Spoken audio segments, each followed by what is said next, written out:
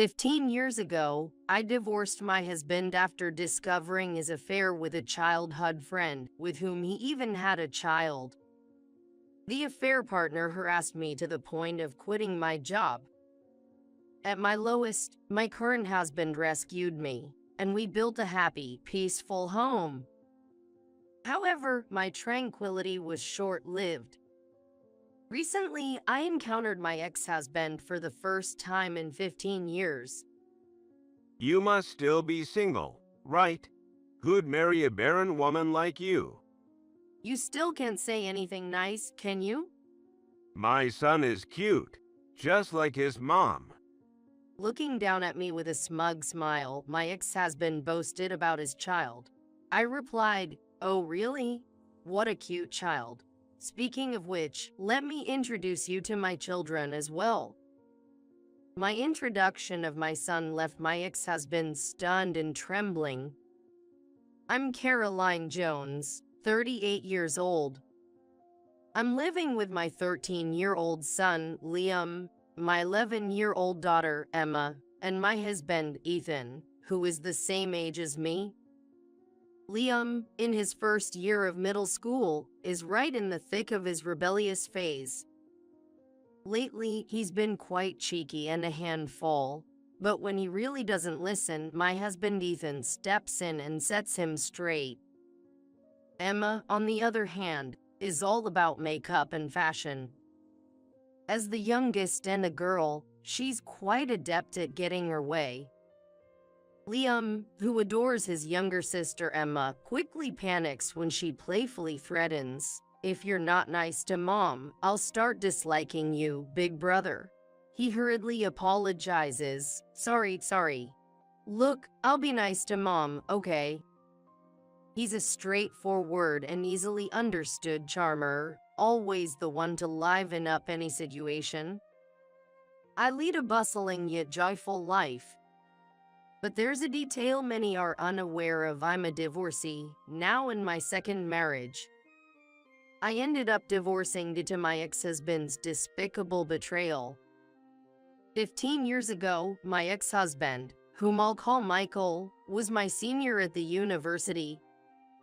We had many mutual friends and were blessed with good wishes from everyone around us, so everything seemed smooth and promising.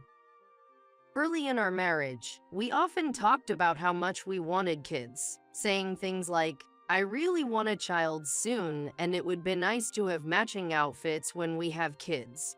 Both of us were really looking forward to having children. However, reality didn't go as smoothly, and even after a year had passed, we still weren't blessed with a child. Every month, the arrival of my period led to a bit of friction in our marriage. Neither my husband or I thought it was good, so we had several discussions and even paid for expensive treatments to find the cause of our infertility. However, being told there was nothing abnormal, we didn't make any progress in improving our marital relationship. Initially, my husband was encouraging and cooperative. However, as time passed without us having children, he seemed to become irritated and his attitude towards me started to change. When will I ever become a father?" he said loudly, throwing a sarcastic remark. His comments implied that he believes I'm the reason we can't have children. He stopped being cooperative with household chores, leaving everything to me: cooking, washing dishes, laundry, and cleaning. When I asked, "Hey, why did you suddenly stop helping with the housework? You used to do it before," he replied, "Because you're infertile. If you don't do the housework, you're not fulfilling your role as a woman, making our marriage pointless." Afterward, my husband's words became increasingly barbed. My sister and her husband are already expecting their second child. Isn't that great? They're on their second, and we haven't even had our first yet. My husband glared at me with a harsh look, scorning and mocking me. If you had a normal body, I would have been a father long ago. How can you say I'm not normal when we don't even know the cause yet? But my husband said, it's always the woman's fault for infertility. Don't you know that? If I had known you were infertile, I would have never married you. You should feel a bit guilty. His words pierced my heart like sharp thorns. I also began receiving calls from my in-laws, eagerly saying, we can't wait to see a grandchild. At first, I brushed it off, saying, it's only been a year, and having a baby is a blessing. However, this seemed to backfire. My mother-in-law's attitude became harsher, accusing me, you're useless for not being able to bear children. Your sister-in-law did it so quickly. You're the only defective one. This daily pressure weighed heavily on me. One day, my best friend Isabella invited me out for drinks after a long time.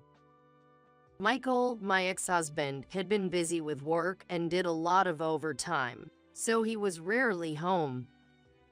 That's when Isabella shared some shocking news with me. I've been wanting to see you for so long. I have something important to talk to you about, Caroline. I've missed you too, so what's on your mind? Caroline, do you remember Leah? Leo was Michael's childhood friend. They lived near each other when they were young, and their parents were close. Leah attended the same university as us and now works at the same company as me. Leah, the daughter of my company's CEO, got her job through family connections. We weren't close in college since we were in different clubs and departments, and even at work, we hardly interacted being in separate divisions. Once, my husband introduced me just once to Leah, saying, she's my girlfriend, so please get along with her. But Leah, perhaps not wanting to lose her childhood friend Michael, glared at me with sharp eyes. Thinking she disliked me, I tried to avoid her as much as possible. Leah, tall and strikingly beautiful, was so popular in college that she participated in beauty pageants. Being a CEO's daughter and a beauty made her somewhat of a celebrity at our office. Leah, oh, Michael's childhood friend, right? Yeah, I know her. She's beautiful. We're in the same company but hardly interact. What about her? Well, it's hard to say, but I think your husband and Leah are having an affair. What? I was utterly shocked by Isabella's unexpected warning. I saw them recently. They were walking hand in hand, not just like friends. No way. I think you should check it out. If you need to talk, just call me, okay? Thank you for telling me. Michael was cheating.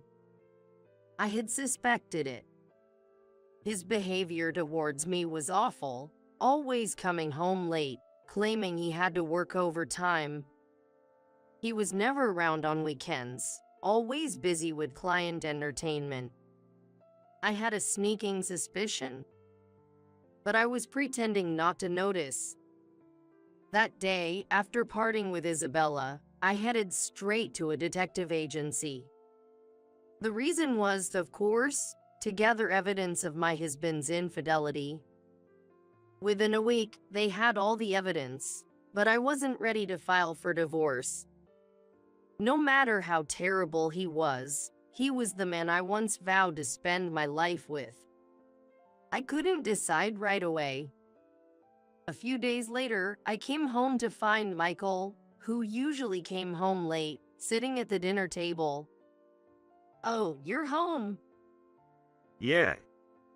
I thought you'd be late again today. I tried to sound sarcastic on purpose. Yeah. Sorry about that. I need to talk to you. Having heard about the affair from Isabella, I braced myself for bad news. I want a divorce. What? So that's how it's going to be. I realized he wasn't just fooling around with Leah. He was serious about her. Leah is pregnant. I'm going to marry her. Leah, your childhood friend. You said she was just a friend. and now she's pregnant. You were having an affair. Don't call it an affair. Haha. Makes me sound like a jerk. Can't help it, right? Leah can get pregnant. She's beautiful, and there's no reason for me to choose you over her. Michael's shameless attitude stunned me. He didn't think he did anything wrong. I was speechless. Seeing me silent, Michael smirked and said, My mom has been nagging me to divorce you. She says Leah is prettier, kinder, and can bear children. She always liked Leah better. This will make her happy. I knew they always preferred Leah. Tears welled up in my eyes. Well, I've packed my stuff. Gotta get back to Leah and her upcoming baby. Haha. With that, Michael left the house. I didn't have the strength to stop him. Later, a one-sided divorce paper arrived. A woman's handwriting was on a note tucked inside. Please divorce my husband soon. Seeing the contradictory words, I felt a question mark floating above my head. I really wanted to retort, "No, it was you who took my husband away." Seeing those words, I snapped back to reality. I was stuck with questions on my head. Why am I being blamed? I can't just silently accept this divorce. Determined, I took the evidence I had gathered from the detective agency and filed for divorce mediation. A few days after filing, I received a call from an unknown number. Wondering who it could be, I answered the phone to hear a woman's voice screaming, "What do you think you're doing? Why did you start a lawsuit?" It was Leah, Michael's mistress. "Well, it's only natural, isn't it? I know all about your inappropriate behavior. It's only right that I demand compensation." Compensation? I'm pregnant. How can you be so cruel at a time when I need money for the baby? Who's being cruel here? You're the one who got involved with a married man. You're the one who's infertile, you horrible woman. Her shrieking voice hurt my ears. Anyway, I plan to discuss the divorce, including compensation, in an official setting. Let's talk about it then. I said that and hung up the phone. During the mediation, given the ample evidence, Michael and Leah's relationship was recognized as infidelity. Michael tried to blame my infertility, but the court dismissed his claim as unreasonable since there was no conclusive evidence of my infertility within just a year of marriage.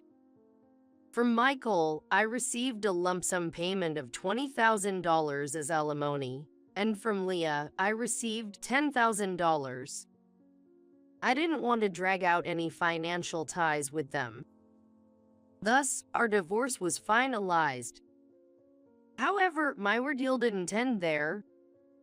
Since Michael, Leah, and I went to the same university, the affair became a topic among many friends. According to a close friend, the rumor was that I had hidden my infertility and married Michael. Some even sympathized with Michael and Leah. That's terrible. Worse still, since Leah and I worked in the same company, rumors spread at work too. Everyone sided with the beautiful and influential company president's daughter, Leah, who made herself look like a victim, her eyes brimming with tears. Caroline is such a horrible person, demanding alimony when I'm about to have a baby. She even hid her infertility. She sobbed, seeking sympathy. At first, I tried to ignore it, but since Leah was the president's daughter, my bosses scolded me, saying, "Don't treat Leah badly." No matter how hard I worked, I was continually removed from major projects. Eventually, I was pushed to the point of resigning. While looking for a new job, I was headhunted by another company.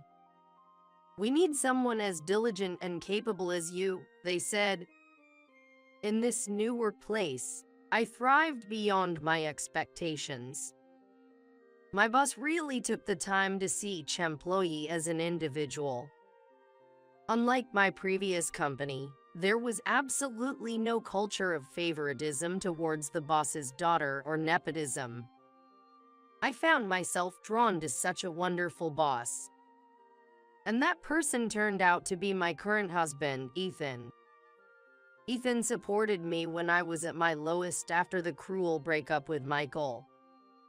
After several dinners together, we gradually began to talk about not just work but also personal matters, and this naturally developed into a romantic relationship. Our relationship was going well, and thankfully, Ethan proposed to me. However, still haunted by my past, I confessed my fears of infertility to him. Then Ethan looked at me with sincere eyes and said, "Of course, I'd be happy if we have children in the future. But the most important thing is that I love you, Caroline. You mean everything to me. So, even if we can't have children, I'll always be by your side." Saying this, he gently hugged me. I was truly happy. I came to the realization that I wanted to spend my lifetime with this man and decided to marry Ethan. Shortly after marrying Ethan, we welcomed our first child, a son named Liam. Not long after, our second child, a daughter named Emma, was born. Maybe the inability to conceive with Michael was a matter of timing or compatibility. Parenting is challenging, but we are living happily every day. One day, I was attending a friend's wedding. As the wedding reached its midpoint, with guests mingling and making their rounds of greetings, I stood up from my seat to head to the restroom.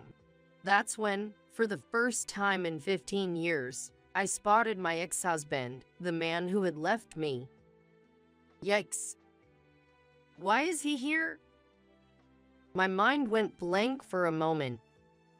But then I remembered today's bride and groom were our university friends. It couldn't be helped that my ex-husband was there. I tried to ignore him and walk by without being noticed, but he loudly called out, "Hey." He noticed me after all. Heck, what? What do you mean, what? You're here too. Haven't seen you in a while. You've gained weight. Ha. Ha ha. Michael, possibly drunk, was talking loudly and spitting while talking to me. "You haven't changed a bit." Still as sarcastic as ever, I added in my mind. Then my ex-husband called his family over. There were Leah and her son. Leah, seeing me, laughed and said, "Oh my, long time no see. Have you put on weight? Stress eating, maybe? Ha ha." We've been through a lot. Ha ha. You're still infertile, right? No one would want you now. Ha ha. I was so appalled by their rude behavior that I was at a loss for words. Suddenly, I noticed their son looking down, blushing with embarrassment. He had very handsome features. Ah, I forgot to introduce him.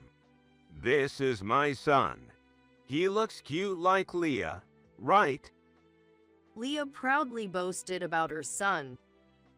"He's handsome, smart, a real genius. Sorry, it seems like we're the only ones happy here. Ha ha." The couple laughed at me, proudly showing off their son. However, their son had a distorted expression on his face, and that caught my attention a bit. It seems he's growing increasingly dissatisfied with his parents' attitude of scorning others right in front of him. I thought to myself, he must be a really kind child. But I had no time for them. Just as I was about to leave, Michael grabbed my arm tightly. You divorced me because of infertility, and yet you still had the gall to take money from us. Michael seemed to still hold a grudge about something that happened 15 years ago. If anyone should hold a grudge, it's me. Then Leah turned to me. Yeah, you're infertile and single. Why do you need money? Families like us with children need it more. Give us back double the money you took back then. I was stunned by their selfishness. Just then, Michael's son spoke up.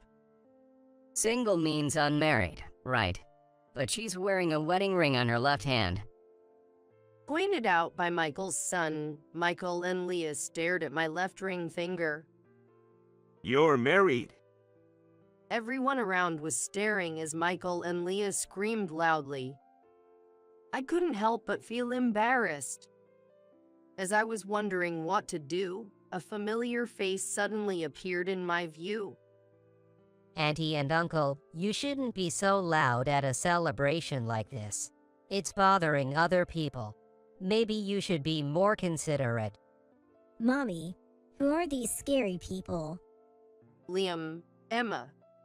Yes, my children, Liam and Emma, worried about me being late, had come to check on me. Emma always speaks her mind, but it was rare for Liam to speak so provocatively. Mommy, you're late. Mom, you have kids. Yes, I do.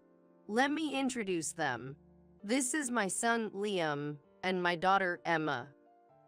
Michael was shocked to see the children of the woman he thought was infertile. Leah stared intently at my son. After a while, they began to speak in a muttering tone, with a voice that seemed strained and hoarse. That uniform. It seemed they were curious about my son's attire.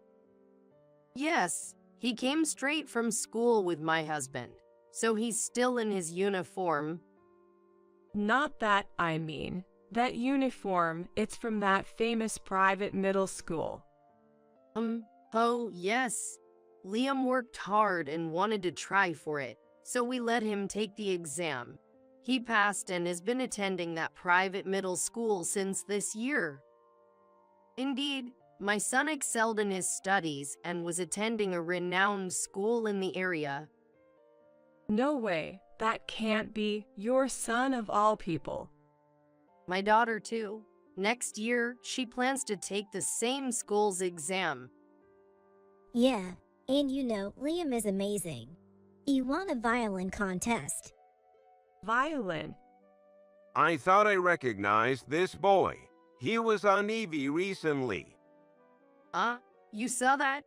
Yes, he's been getting quite a bit of media attention lately. He was coming back from violin practice today. No, this can't be. Leah and my ex-husband were amusingly speechless. You were supposed to be infertile. How could you have children like this? To the flustered Michael, I conveyed calmly. You both seem happy, and that's great. As you can see, I'm filled with happiness too. Please, let's not involve each other anymore. We have no relation to each other now. Just as I was about to leave with my kids, my husband, Ethan, arrived. Hey, what's going on? The main event is about to restart. Seeing my husband, Michael's face went pale. Mr. Lopez, the president. What? Leah also turned pale, recognizing my husband. Is your husband, by any chance, the young Mr. Lopez who became the president of Resonance Inc. last year? Indeed, my husband Ethan was the president of a parent company of Leah's father's firm. During my job search, I was approached by the parent company and made the switch. At the new job, I met my future husband, Ethan, who was already popular and skilled. Last year, Ethan was appointed as the president of the company, recommended by the then president. I'm Lopez. Huck, what's with this atmosphere? What happened? Sensing the uneasy atmosphere, my husband looked puzzled, and then my son, Liam, spoke up. I heard these people calling Mom infertile and fat, so Emma and I came to help her out. You heard that, huh? It seems like Liam and Emma overheard me being insulted by my ex-husband and his wife. That's why Liam spoke in such a manner earlier. You guys are, wait, that. Realizing the context, my husband's expression hardened. I heard rumors, but I didn't expect such a lack of decency. Then, Michael suddenly started making excuses to my husband. No, I mean, Mr. Lopez, the president. There's no way I would speak ill of the wife of President Lopez. Right, Leah. Why are you groveling to this woman's husband? I was the one who suffered because of her, getting in trouble with my father for having my money taken. I'll never forgive her. Leah, think before you speak. If he dislikes us, our subcontracting company is finished.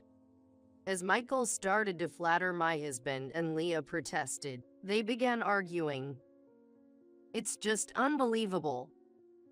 Then their son, who had been silent, shouted out, Let's stop this already. I've been listening, and it's terrible how Mom and Dad are talking about this lady. Calling her fat, infertile, and ridiculing her, and then demanding money back. It's embarrassing for me. And what's this about an affair? Am I a child born from an affair? Am I an unwanted child? Hearing their son's tearful plea, Michael and Leah started to become visibly unsettled.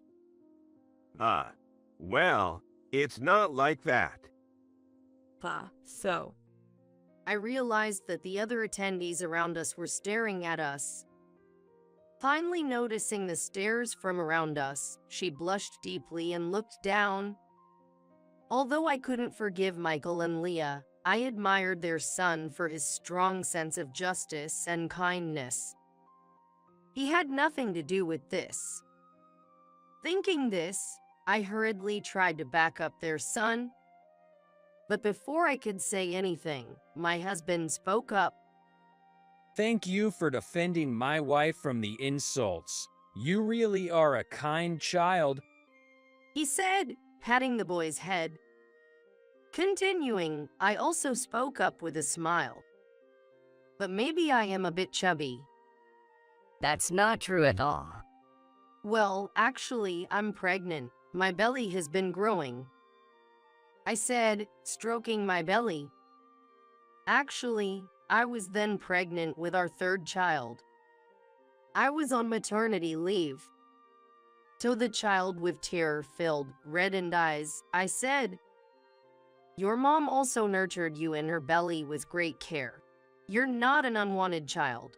Your mom and dad love you and are proud of you, right?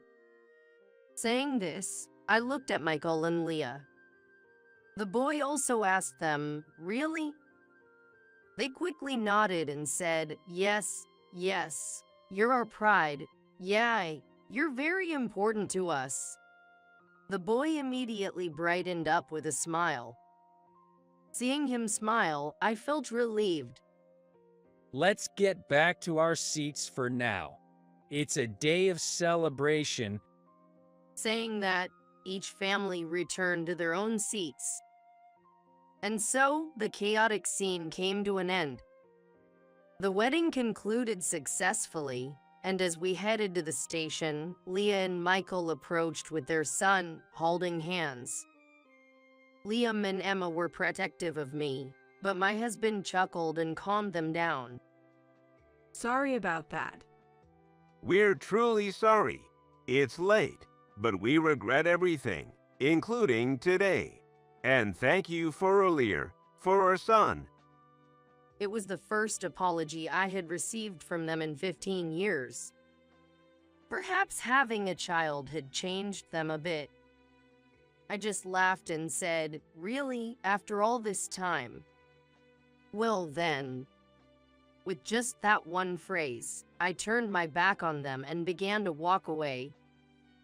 Liam offered to carry my bags and took the one with the maternity mark on it. Emma cheerfully said, "Here you go," and draped a coat over my shoulders.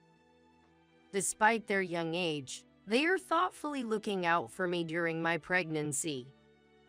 All right, tonight's dinner will be Dad's homemade hamburgers, Liam and Emma's favorite. Yay. Thank you. I vowed to protect the smiles of my beloved family, moving away from the pains of the past. Mom, check my bag. I couldn't go on the school trip I was so excited about. About 14 minutes after seeing my daughter, Emily, off to her school trip, she unexpectedly returned home and burst into tears, saying that shortly after I sent Emily off on her school trip, I received a call from her class teacher. Being told it was an emergency, I was startled, thinking something might have happened to Emily. About 5 minutes after I got off the phone with her teacher, just as the teacher had said, Emily came back home. The reason Emily came back home was something in her backpack. When I checked, I found that her brand new change of clothes and other items were wet and discolored. I found out that my mother-in-law, Mary, had gone to the school and done something. Not to complain, but my relationship with Mary is bad, and she even disliked Emily, so there's no way she would have gone to see her granddaughter off. I immediately called Mary, furiously demanding an explanation. Then Mary said that it wasn't fair for only Emily, one of her 2 granddaughters, to go on the school trip. She thought it would be too sad for the other granddaughter who couldn't go. Mary justified her actions as delivering justice to Emily, insisted she did nothing wrong, and abruptly hung up the phone. Unable to contain my anger, I reported the incident to a certain person. As a result, Mary ended up provoking the wrath of that individual, leading to her own downfall. I am a housewife in my 30s. I have a daughter with my husband, who is in the same age group as me. Emily, who turned into a 6th grader this year, has been looking forward to her school trip for quite a while. Since kindergarten, Emily has been practicing rhythmic gymnastics, and sometimes she demonstrates her skills as an example during gymnastics in her physical education class. Emily, who once appeared in the local newspaper for participating in a competition, has become somewhat of a local celebrity. Once a year, there is a showcase in physical education class where each student presents his or her own creative gymnastics routine. When the time for the showcase arrives, it's so popular that students from other classes also come to watch. Despite her popularity, Emily has never been overconfident or boastful about it. Whenever asked for help, she willingly spends time with her friends, offering advice and assistance until they are satisfied. I'm grateful she has grown up to be such a considerate person. My husband and I married for love, but since the beginning of our marriage, it's been a series of never-ending problems. The issues aren't with my husband, but rather because of Mary's behavior. She believes I stole her precious son and has been causing trouble for me because of it. Initially, Mary, in exchange for accepting our marriage, demanded that we live with her in the family home as a condition. My husband had moved out of his family home to live alone when he went to college, and I was in a similar situation. Therefore, we had decided not to live with either set of parents, but to live on our own instead. Of course, we agreed that if either of our parents ever needed care or assistance due to health or other reasons, we would discuss and address the situation then. Given our perspective, we communicated that we couldn't immediately agree to the matter of living together. We could have declined right away, but we were concerned about upsetting Mary and worsening our relationship with her. Then, my father-in-law, who was present at the time, spoke up, saying that it would be too harsh to expect the young couple to live with the in-laws. He proposed that it would be better to let us live alone for a few years, offering us a lifeline in the situation. Taking advantage of that, my husband skillfully convinced Mary, and at that time, the discussion of living together was dropped. After we got married, Mary kept bringing up the idea of us living together. Usually, if a parent-in-law wants to live together, he or she at least tries to be pleasant to his or her daughter-in-law, but she was the opposite. You're young and a housewife. Must be nice. When I was your age, I worked part-time to help with the finances. I bet you keep the house immaculate. Then what's this mess?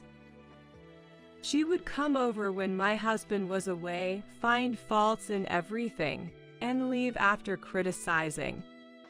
When my husband was out on overnight business trips, she would stay over, claiming it was too dangerous to go back at night, forcing me to endure her endless sarcasm.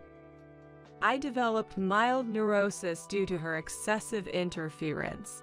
When my husband realized it was because of her, he confronted her firmly, assuring me we would never live together. Thanks to my husband and father-in-law, they kept her at a distance, and I started to recover. Soon after, I found out I was pregnant. I was anxious about her meddling again, but she was preoccupied with my sister-in-law, Kate, who was also pregnant at the same time, and showed no interest in me. She ignored my pregnancy and birth, favoring Kate and giving her grand gifts, while barely acknowledging ours. Years went by peacefully.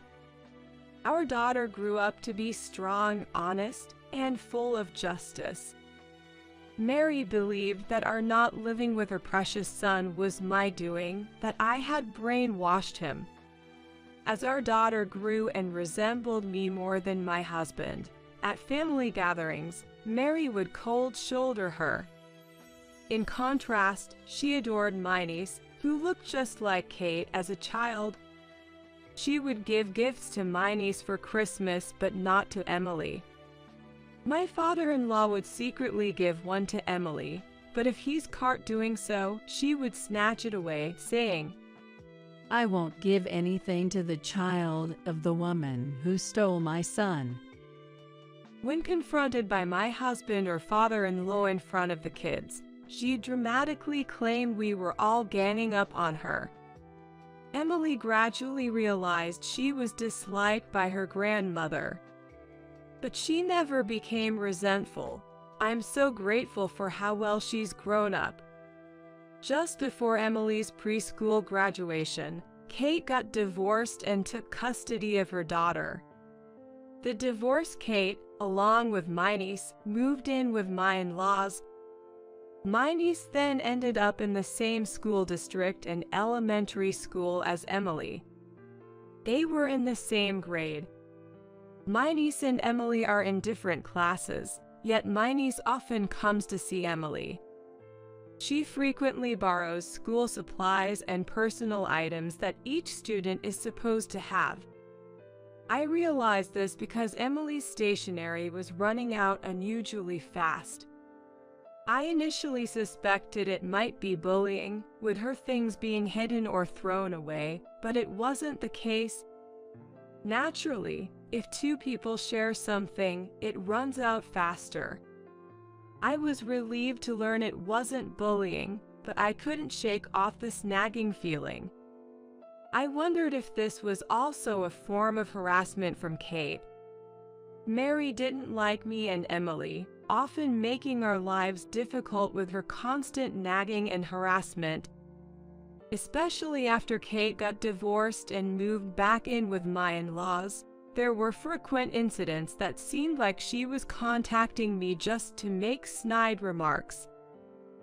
How can someone as impressive as you be my brother's wife?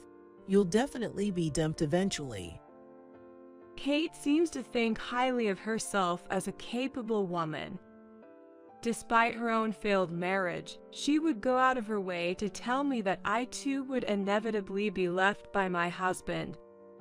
As irritating as it was, I tried to ignore her, thinking she was just envious of our seemingly happy family. However, the thought of her extending her spiteful behavior towards Emily was something I didn't want to consider. I told myself that I might be reading too much into it. This decision of mine would unexpectedly lead to consequences, but that was something to unfold a bit later. Time passed, and Emily became a 6th grader. In the 6th grade, there's a school trip. Emily had always been excited about it, especially each time she brought her savings for the trip to school. Now that she had reached the grade when the trip would finally happen, we frequently discussed where they might go in our conversations as a family. When it came to my own school days and my husband's, our daughter became curious about our school trip experiences as soon as the schedule and location were decided.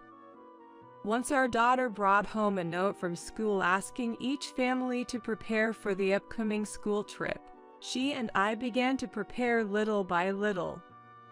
While she was excited and upbeat, I felt a bit worried.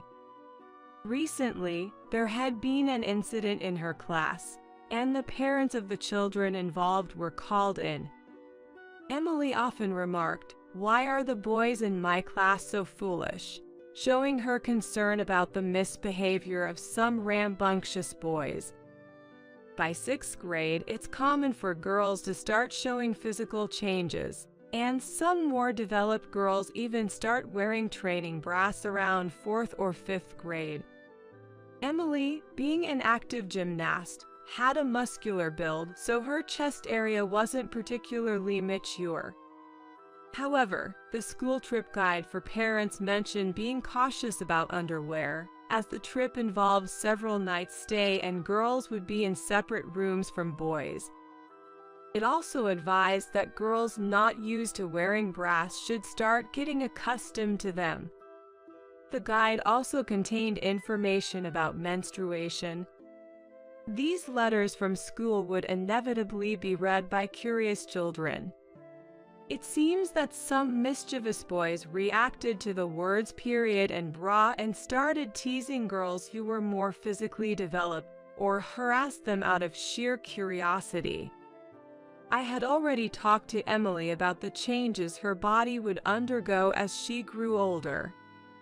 Even before the school brought up the issue of underwear, her gymnastics club had discussed it, especially since gymnastics attire tends to be form-fitting, highlighting body lines. The club's discussions included care for girls as they approached puberty. So, I had already taught Emily about the individual differences in growth, and that it's wrong to tease others about their bodies. Emily, who has a strong sense of justice, defended the teased girls and called out the boys' bad behavior. One of the boys, whose father was a city council member, complained to his dad about a sassy girl standing up to the boys. This led to a major fuss at school, with the parents of the boys' friends demanding that the parents of the outspoken girls be called in. However, since there had already been issues with boys teasing physically developed girls, the parents' demands were not acknowledged. The parents of the teased girls even threatened to report the matter to the school board if it happened again, which led the school to adopt a stricter stance towards the boys and their parents. As a result, Emily became even more popular among the girls, seen as a brave and reliable ally. However, when out of their parents' sight, kids can sometimes commit acts that would put even adults to shame. I was really on edge about whether Emily would face any revenge from the boys' group she had a conflict with. Though the teachers, including the homeroom teacher, promised to keep an eye out, my worries didn't just disappear. Contrary to my anxiety, Emily seemed unconcerned, treating it as a thing of the past. We spread out the shopping for the field trip over several days. We couldn't do it on the days Emily had her rhythmic gymnastics classes. During one of these shopping trips, I unexpectedly ran into Kate. At first, I thought I could handle just Kate, but then Mary showed up from inside the store. They were shopping together, but Kate had left the store first out of boredom while Mary chatted with a salesperson. So I ran into Kate first, and shortly after, Mary joined us. Good timing. I heard your daughter's a star in her rhythmic gymnastics class. I don't want any favoritism towards my grandkids. Since your daughter attends that gymnastics club, I want both of my granddaughters to join. But I'm a single mom, so naturally, you'll cover the fees. She even demanded I do the driving. Why should I have to do all that? When I firmly refused, Mary accused Emily of bragging. That cheeky daughter of yours must have bragged to her, who's in another class. Don't look down on us just because I'm a single parent. Saying we can't afford extracurricular activities because we don't have a father figure belittles us.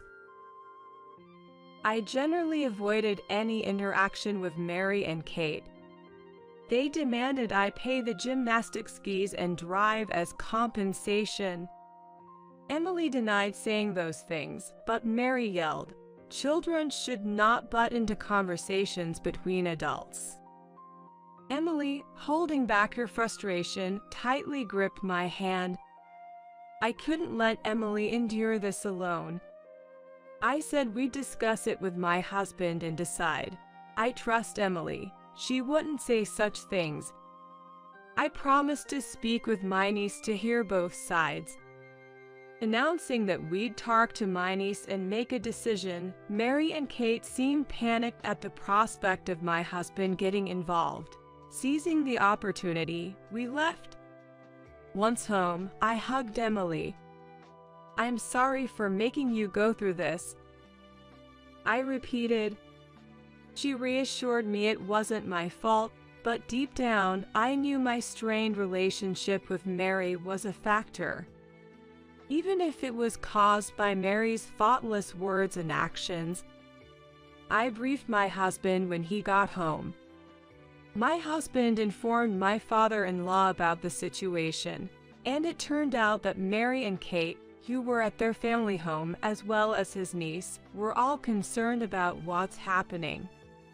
But I knew Mary and Kate wouldn't be easily deterred. Despite the difficulties, the day of the eagerly awaited school trip arrived.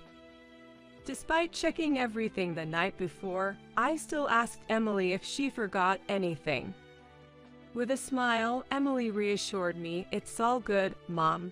We've checked everything together several times," and then she left the house with a light step.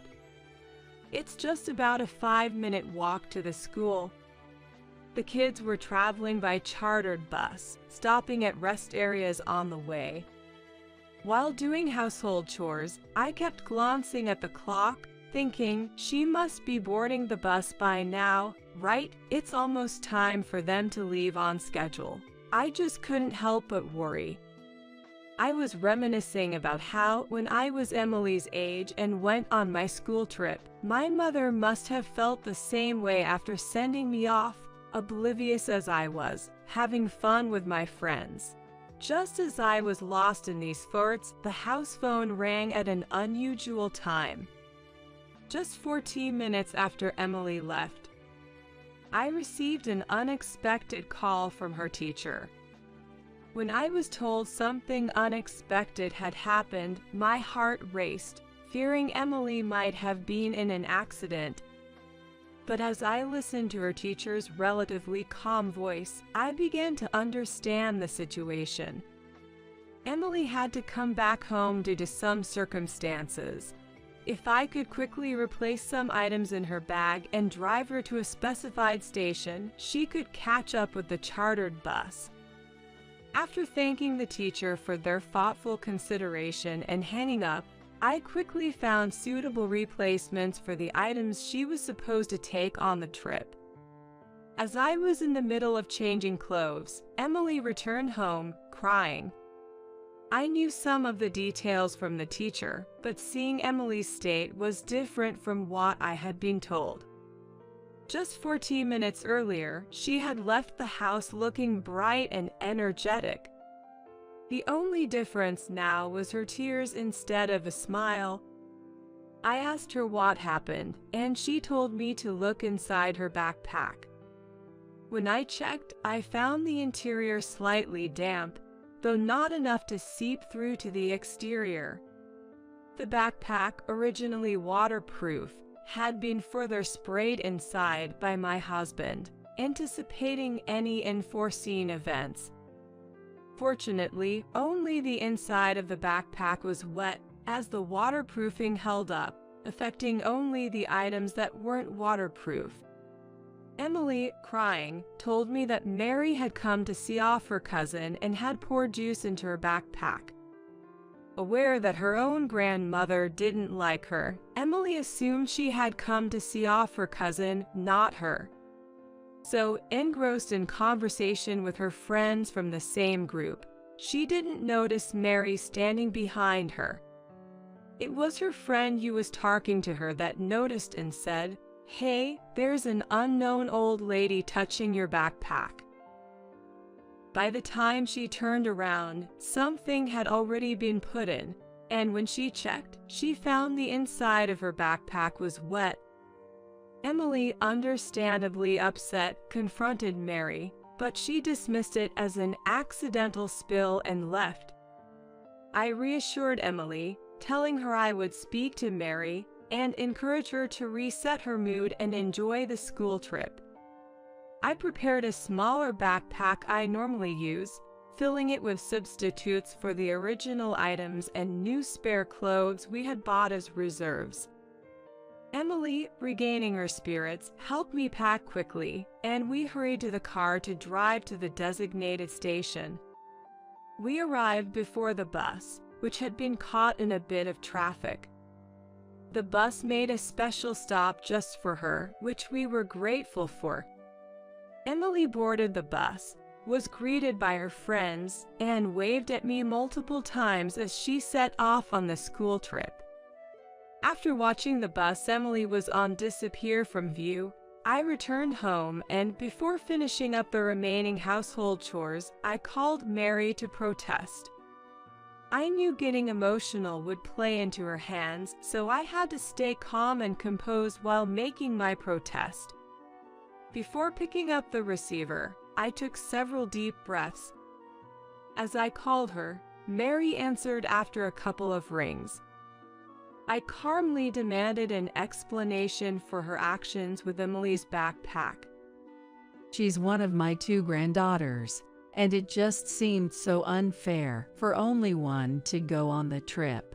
I thought you wouldn't listen to anything I said, so I wet the items in her backpack to prevent her from going. Isn't it your lack of concern to blame here? Shouldn't you realize that? What was this woman saying? That was my reaction upon hearing Mary's excuse.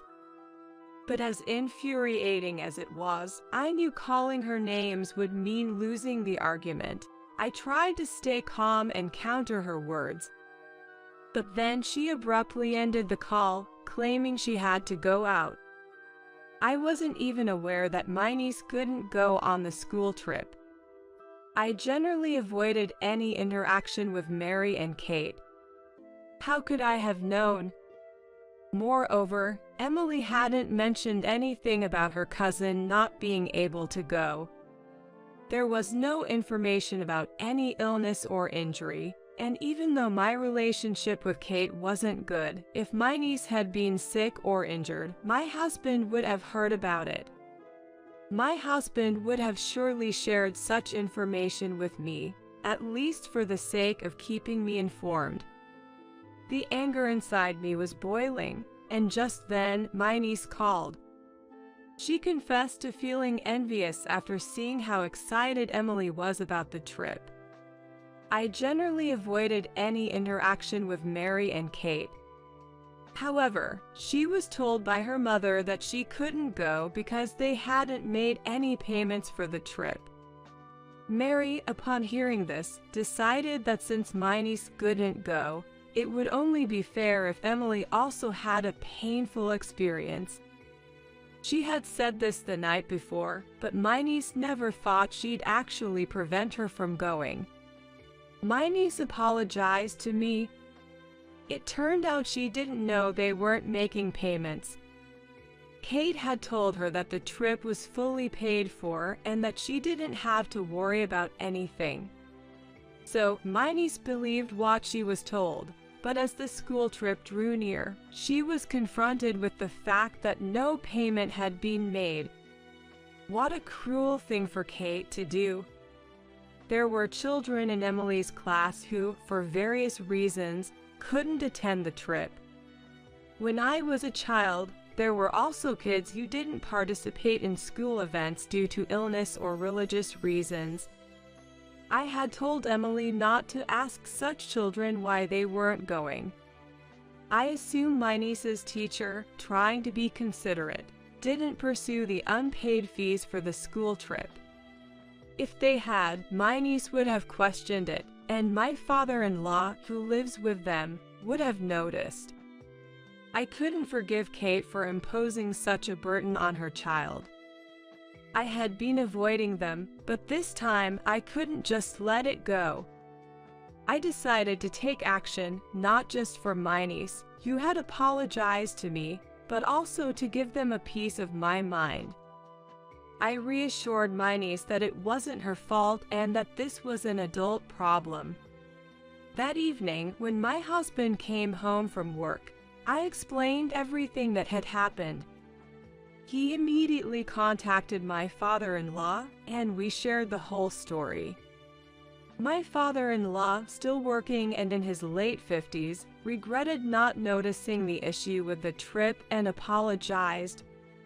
He was quite shocked to learn that no payments had been made for the school trip. My husband was furious that Mary had gone to such lengths to harass our daughter at school. He apologized to me, regretting that he could have adjusted his schedule to drop our daughter off at school, thinking that if he had been there for the send-off, he might have been able to stop Mary's wrongdoing. It's hard to imagine Mary, who had never been involved in school events, would show up for a send-off. The resolution left a lot to be desired. However, my father-in-law wasn't done yet. After our conversation, he woke up Mary and Kate to give them a piece of his mind. This lecture apparently went on until the early hours of the morning, leading them to call us before dawn as a form of retaliation. How do you like being woken up? Because you snitched to Dad. Mom and I got an earful of nagging from him. I'm too sleep deprived to do any housework, so you come here and make breakfast. It's only fair since you acted all self-righteous and told on us. What an incompetent daughter-in-law you are. However, I had only answered the phone out of reflex to the ringing and was half asleep throughout their complaints, eventually falling back asleep. Seemingly taking my mumbled responses seriously, Mary thought I was coming over to make breakfast and didn't prepare anything for my father-in-law. This led to him getting upset, wondering if his lecture hadn't been enough, and rushing to make breakfast himself. In her haste, she made extremely salty scrambled eggs, and my father-in-law apparently commented that a wife who can't even make proper eggs and only knows how to get others in trouble is useless, almost like declaring a divorce. My husband thinks that this incident has finally gotten to Mary, and she might quiet down for a while. I hope so. Given all the times Mary has caused trouble, I wonder if just the threat of divorce would be enough to calm her down. But in reality, as my husband predicted, there were no more sarcastic calls from Mary or Kate, and we had peaceful days until Emily returned from her school trip. She couldn't stop talking about her trip, and during dinner, I had to remind her to either eat or talk. She excitedly shared her experiences, with gestures and all, right up until bedtime. She had only a limited amount of pocket money for the trip, but still bought souvenirs for us. She even thought of her cousin who couldn't go. Emily had noticed her cousin's absence and asked why. The teacher, not revealing the true reason of unpaid fees, simply said she fell ill suddenly. Hearing this, Emily bought matching keychains in different colors for her. I told her that her cousin was feeling better and would be back at school. I believe sometimes it's okay to tell a kind lie for someone's sake. A few days later, my father-in-law called us for a talk. The revelation about the unpaid school trip fees led him to contact Kate's ex-husband. My father-in-law had been unaware of their divorce's reason. He apparently avoided the issue because he felt it was a matter between the couple. However, seeing the financial struggles of Kate and my niece, he reached out to see if the ex-husband could contribute even a little in child support. The truth he learned was far different. The divorce was due to Kate's terrible spending habits, which her ex-husband couldn't tolerate any longer.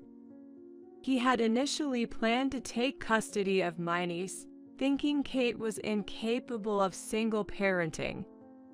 However, she adamantly refused to let go of her daughter, so he gave up custody in exchange for the divorce. He was desperate to leave her. The ex-husband had been faithfully paying the agreed child support, including separate amounts for school fees. Learning that his daughter missed the trip due to unpaid fees was a devastating and infuriating revelation for him.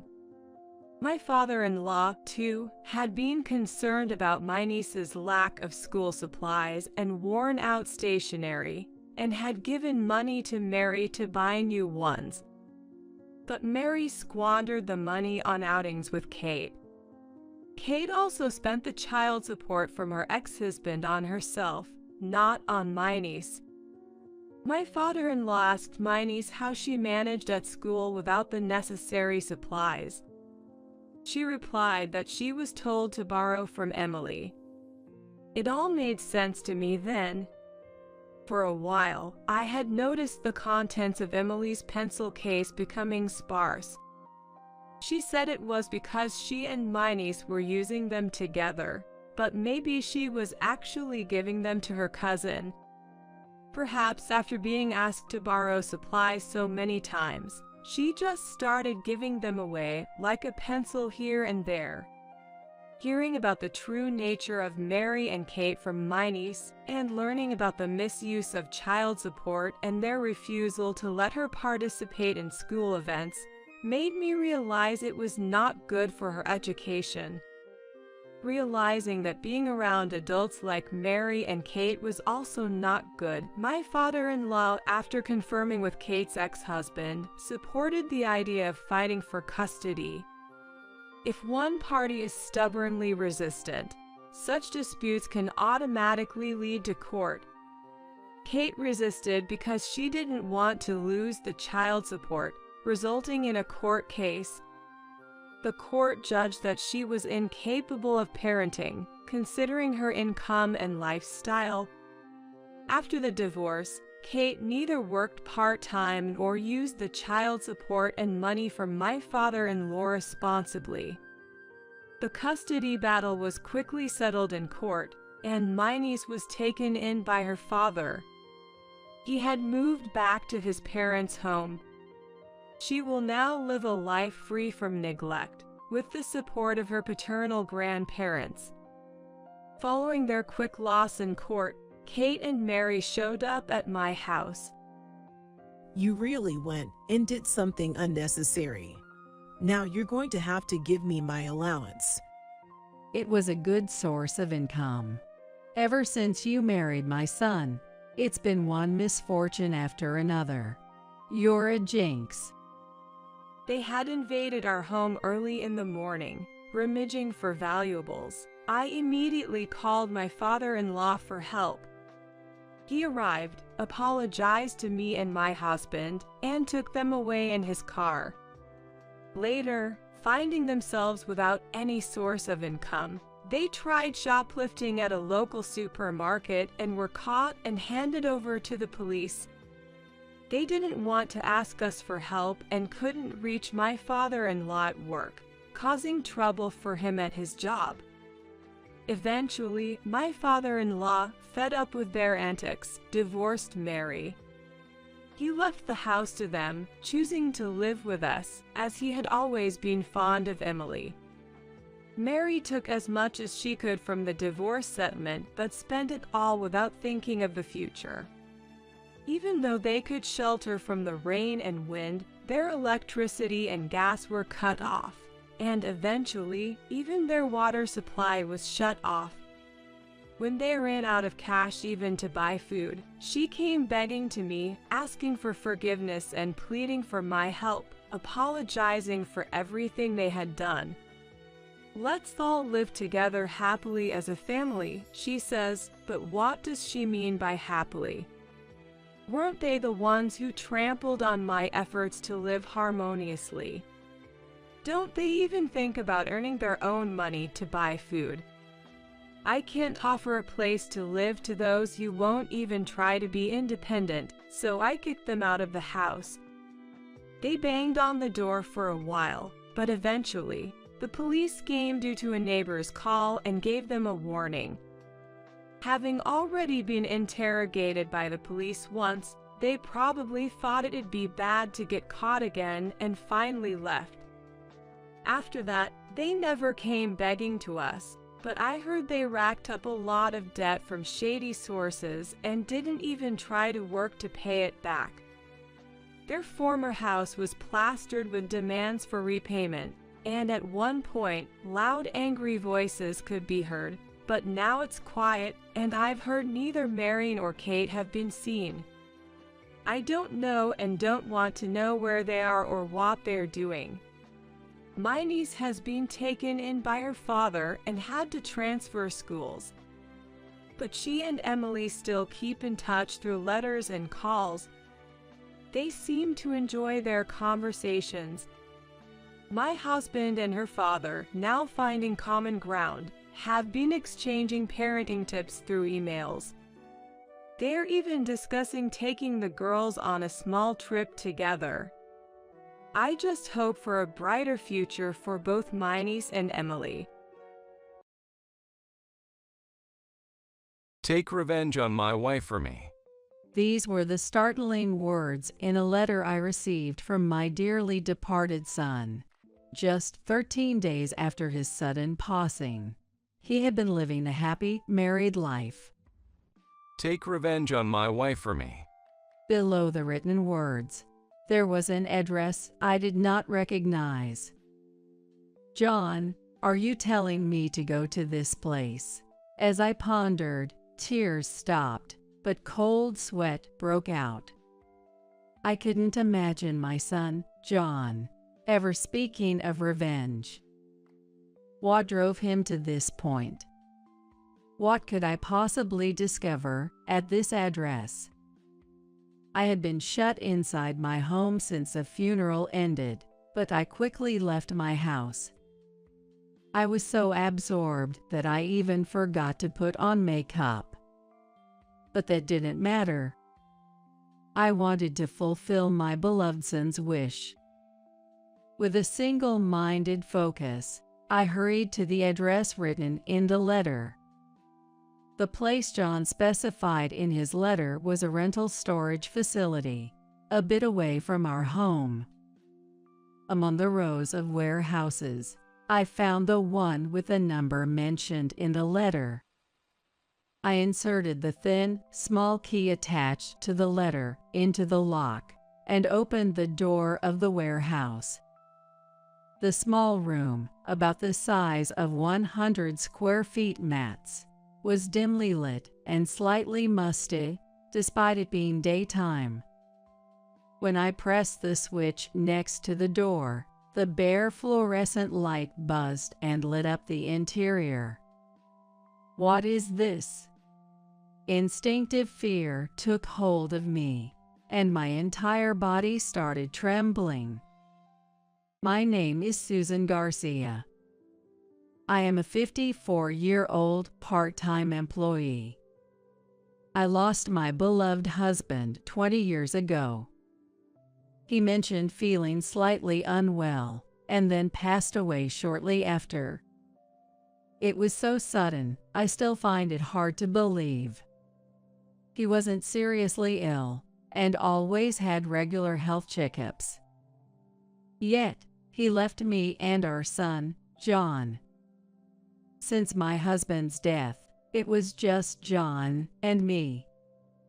Back then, John was still in elementary school, struggling more than anyone with his father's sudden departure. My in-laws frequently visited to help with John. Responding to our feelings, it seemed like John was desperately trying to hide his loneliness from not having a father. Far from that, John often encouraged me when I became panicked. "Mom, it's okay, I'm here." His young voice still echoes in my ears to this day. After losing my husband, I started working part-time to raise John, trying to forget the sorrow with the busyness of daily life. He never said anything about me being frequently away from home due to my busy job. Despite being lonely himself, he never complained and continued to encourage me. I gradually overcame my grief, responding to John's support. During his high school years, John began working part-time to help with our finances. He worked while balancing his studies, not wanting to overburden me. He did well academically, often praised by teachers at parent-teacher conference. I am thankful every day for how well he grew up despite losing his father. After graduating high school, John immediately started working. He had good enough grades for any university, but probably considering me, he made his decision. Saying, "I'm tired of studying," he started working at a small local factory. Being naturally smart, John quickly learned the ropes and was well liked by everyone there. Despite the physical demands, he seemed fulfilled every day. About 6 months later, John got a girlfriend. Previously a homebody on his days off, he started going out almost every weekend. As a mom, I felt a bit lonely, but I was also relieved that my son at that age had found someone. Above all, John looked happy, and that made me glad. He had always been considerate of me, supporting me. I hope he thinks of his own happiness now. I watched over his relationship from a distance. When John turned 27, he decided to get married. His fiancée was a woman 2 years his senior named Sarah. When they got engaged, Sarah came along with John to meet me. She was a striking beauty with distinct features, a contrast to the rather plain John. I was surprised not only that John brought such a woman home, but also that they met at a social drinking event. I was surprised by this unknown side of my beloved son, but I didn't have a bad impression of Sarah. She worked in sales at a cosmetics company. Maybe it was her job, but she was a great conversationalist, and our meeting ended on a pleasant note. Soon after, they got married, and John moved out to live with Sarah. Mom, Are you sure you'll be okay alone? It's still within the county, but a bit far. John worried about me until the last minute before moving. Sarah too seemed concerned about me living alone, and there was serious talk about us living together at one point. I appreciated their kindness, but I couldn't burden John any further. I politely declined their offer and celebrated their new life together. John still visited me often, but he started to lose weight, seemingly stressed from his job change. He chose a new job closer to Sarah's workplace, but it seemed to be tough on him. Unlike the small factory, the unfamiliar sales job was probably causing him stress and affecting his appetite. Haven't you lost weight? It's good to work hard, but it's serious if you ruin your health. Every time he came home, I would say that to John, but he would just reply, I'm fine, with no intention of changing jobs. I assumed his job was the only stressor, but it took me a while to realize there was more to it. Sarah, since he won't listen to me, could you talk to him? He's so stubborn.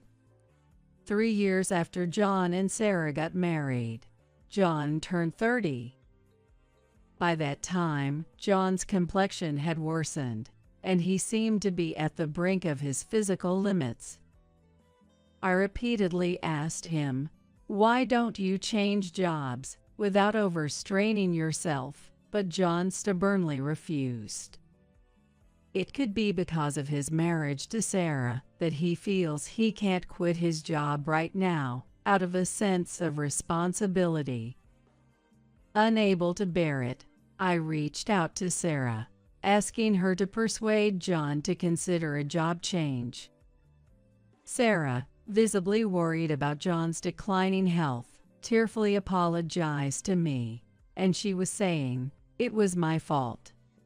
It's not your fault, Sarah. John has always been a hard worker and tends to overdo things, but I think he'll listen more if it comes from you. But I was not gonna lie, I was somewhat irritated with Sarah. Despite my repeated requests to take care of John, she seemed to do nothing but only apologize. I couldn't blame her directly, so I could only watch as John continued to decline. Several days after contacting Sarah, I still hadn't heard anything from her. She should know how worried I am. I thought she should give me at least an update. Due to worrying about John, I find myself getting irritated over trivial things. Calming myself down, I decided to reach out and contact her myself. Hey, Sarah, have you talked to John about what we discussed? I asked cautiously. After a brief pause, an unbelievable response came from her. No, it wasn't words I heard on the phone. It was a click of the tongue. On the other end, Sarah definitely made that sound. I'm sorry, Susan, but I'm also busy with work. I'm keeping a close eye on John's health. Aren't you being a bit overprotective? If he says he's okay, then he must be okay. Sarah retorted with irritation. This tone was unlike the Sarah I knew. But it was undeniably her. Had she been pretending until now? Stunned into silence, I heard Sarah regain some composure.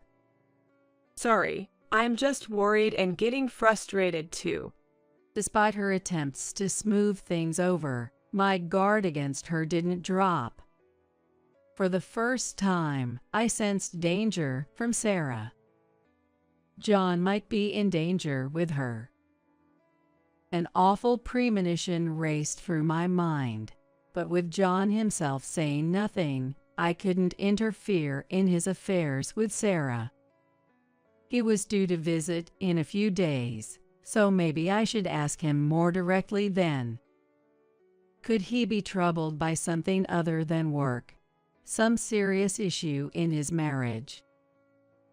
As Sarah pointed out, I might be a bit too overprotective. But if it's just a conversation when he comes to visit, that should be okay. Just to listen, after all. I managed to calm my racing heart and waited for John's visit. But my decision was a grave mistake. One I would regret for the rest of my life. It happened so suddenly. Is this Mrs. Susan, John's mother? The call from the police gripped my heart painfully. A dreadful feeling pierced me, and I nearly fainted. It can't be. Before the officer could even state their business, my mind raced with the worst scenarios. Part of me desperately denied it, yet somewhere there was also a feeling of resignation. I didn't want to hear any more. Fighting the urge to hang up, I nodded. As expected, they informed me of John's death. He had taken his own life. Please, stay calm. They kept saying, but I dropped the phone. I was in such shock, I forgot to even cry, standing dumbfounded. Why, John? I repeated his name over and over, as if broken. How much time had passed? The sound of the front door being forcefully knocked brought me back to reality. Concerned about the disconnected call, several police officers had come to check on me. I crawled to the door and opened it. Seeing the officers' sorrowful faces, I finally broke down and cried. A female officer accompanied them, embracing me as she cried along. This is real. John is gone. That's how I lost my beloved son. Overwhelmed with grief, I went through the funeral proceedings, but my memory of it is mostly a blur. I had even forgotten my anger towards Sarah, focusing solely on what needed to be done. There were many things I wanted to say, to talk about, but at that moment, I couldn't do any of it. The police, seeing my condition, decided to postpone their inquiry for a while. During that time, the police seemed to be questioning Sarah, but I doubted she would reveal anything. My intuition told me Sarah was the reason behind John's downfall. Why didn't I contact John right away? Why didn't I go to him immediately? Regrets flooded my heart, and I found myself unable to talk to anybody for a while. Then a letter arrived for me. My hands trembled as I saw the senders. John's name. The handwriting was unmistakably his. John was supposed to have passed away 13 days ago. In a panic, I rushed back to my room and tore open the envelope. Tears naturally flowed as I clutched John's letter. It must have been written by him before his passing. Without a suicide note, the true cause was shrouded in darkness, and I was afraid to read the contents. However, this letter might reveal what happened to John. The cause that had been eating away at him for years. The letter, opened with trembling hands, was filled with words of gratitude towards me. My body shook uncontrollably, and sobs overcame me. Why couldn't I save John? Why? The same questions circled in my mind. As I tried to return the letter to the envelope, I noticed another piece of paper inside. What's this? I unfolded the letter and couldn't believe the words written on it. Take revenge on my wife for me. Below the words was an unfamiliar address. John, are you telling me to go to this place? The tears had stopped, but now cold sweat broke out. I couldn't imagine John ever speaking of revenge. He must have been driven to the edge. What could I find at this address? I had been cooped up at home since the funeral, but now I immediately left, forgetting even to put on makeup. But that didn't matter now. I wanted to honor my dear son's last wish. With that single-minded determination, I hurried to the address in John's letter. It led me to a rental storage facility not far from my home. Among the rows of warehouses, I found the one numbered in the letter. Inserting a thin, small key attached to the letter into the lock, I opened the warehouse door. The small room, about the size of 100 square feet max, was dimly lit and slightly musty, despite it being daytime. As I turned on the switch next to the door, the bare fluorescent light buzzed to life, illuminating the interior. What is this? The room, gradually brightening, revealed a desk covered with scattered photos. Around it, notes littered the floor, along with notebooks and empty plastic bottles. The scene was bizarre, hard to believe those were used by John. He was always organized and tidy, unlike this mess. A sense of fear instinctively gripped me, shaking my entire body. I'm about to see something I shouldn't.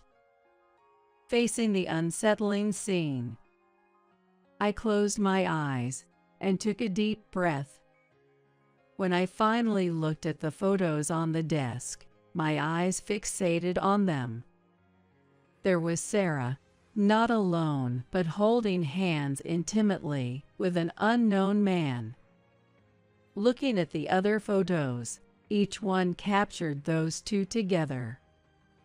Undoubtedly, they were proof of cheating. As I had suspected from the letter's words, Sarah was the cause of John's stress. There might have been some stress from work, but unquestionably, it was Sarah's actions that drove John to end his life. While trying to calm my trembling body, I frantically started going through the notes and notebooks. The notebook, in fine handwriting, detailed dates and times, what Sarah said to John, and how she treated him. February 13th at 2:30 p.m. She called me useless. February 23rd at 8:24 p.m. She hit me. The details were horrific, each line a scream from my heart. Why didn't I notice? Why didn't John tell me anything? The more I fought, the more whys filled my head. Alongside John's own writings, there were what seemed to be reports from a private investigator. The photos, too, were likely taken by someone he had hired to investigate Sarah's infidelity. Inside an envelope on the desk, I found several USB drives. I gathered them, along with the other evidence, into my bag and closed the warehouse door. I couldn't stay any longer. The place felt thick with John's resentment, attacking even me, his mother. John, I'm so sorry. Hatred for Sarah, who had transformed my son so drastically, solidified my resolve for revenge. Why did John have to suffer like this? Why didn't he seek help from anyone? I vowed to find the answers, and avenge John's unfulfilled grievances. Back home, I went through the awful treatment and evidence of infidelity John had left behind. I panicked several times, feeling sick. The pain was unbearable. Regrets about not being able to do anything kept flooding in, and I couldn't stop the tears. Even if I avenged him, John wouldn't come back. But I couldn't stop now. I forced myself to think about what to do with the evidence. The police would soon come to inquire. Should I hand these over to them? No, that seems too lenient. John had taken his life, tormented by Sarah and her lover's betrayal. What should I do to ensure John rests in peace? Just then, the doorbell rang, signaling a visitor. Was it the police? Looking at the intercom camera, I saw a familiar face. Hello, it's Johnson. The young man on the camera was Johnson Smith. Johnson is John's friend since high school. I opened the door, and Johnson's face was the awkward face. I invited Johnson inside and led him to John's room. Johnson took out some sweets from his paper bag and gazed at John's photo. He prayed intently for a while, then turned back to me.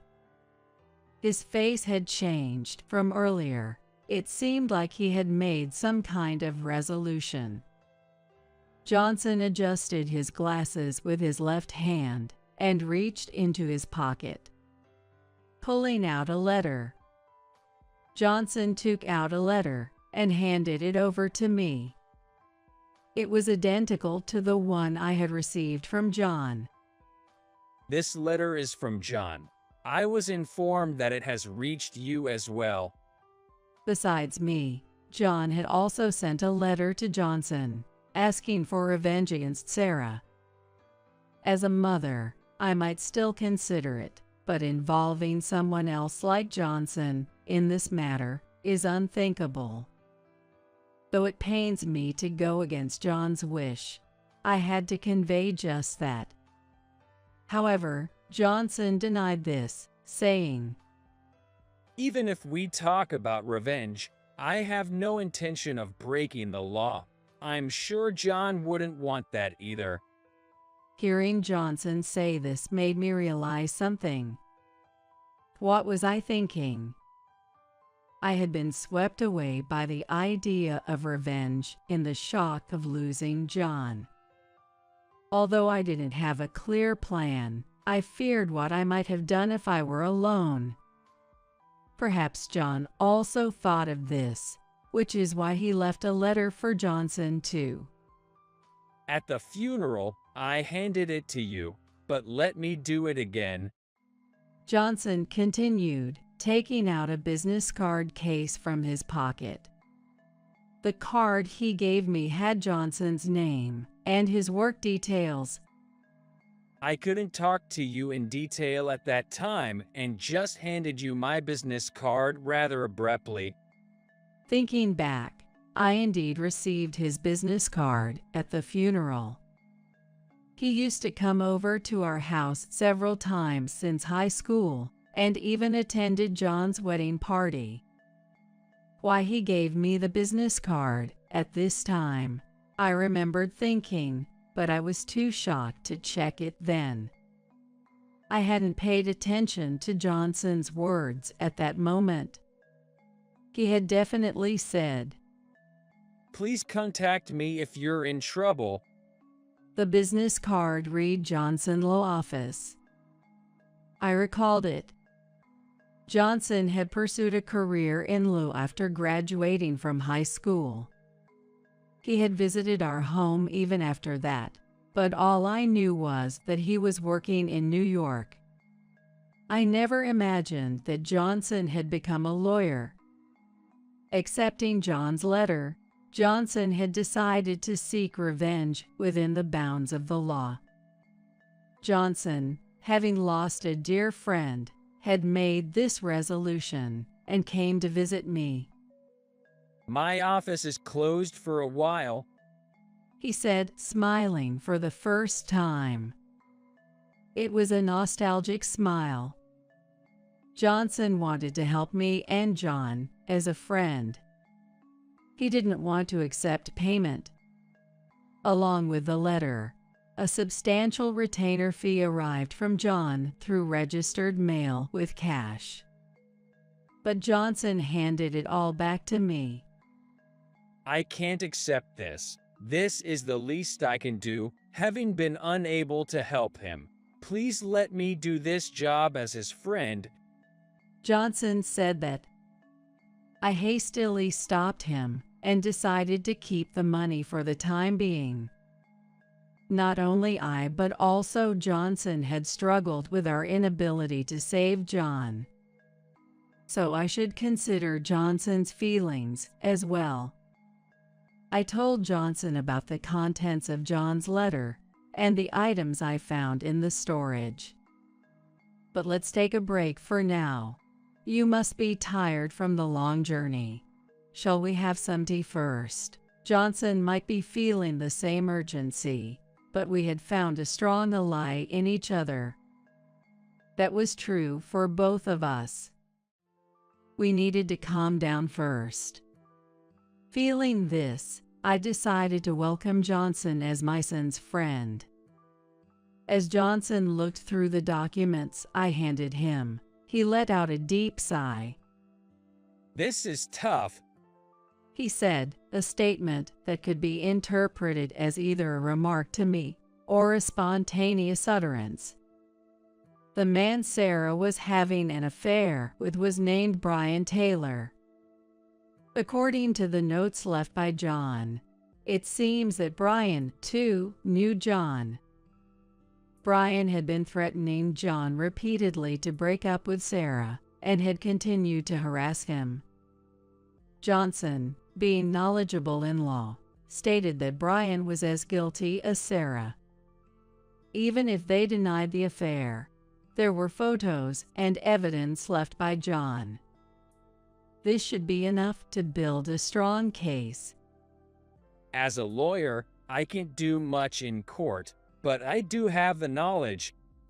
Holding the two people responsible for pushing John to the brink would mean the end of Johnson's role as a lawyer in this matter.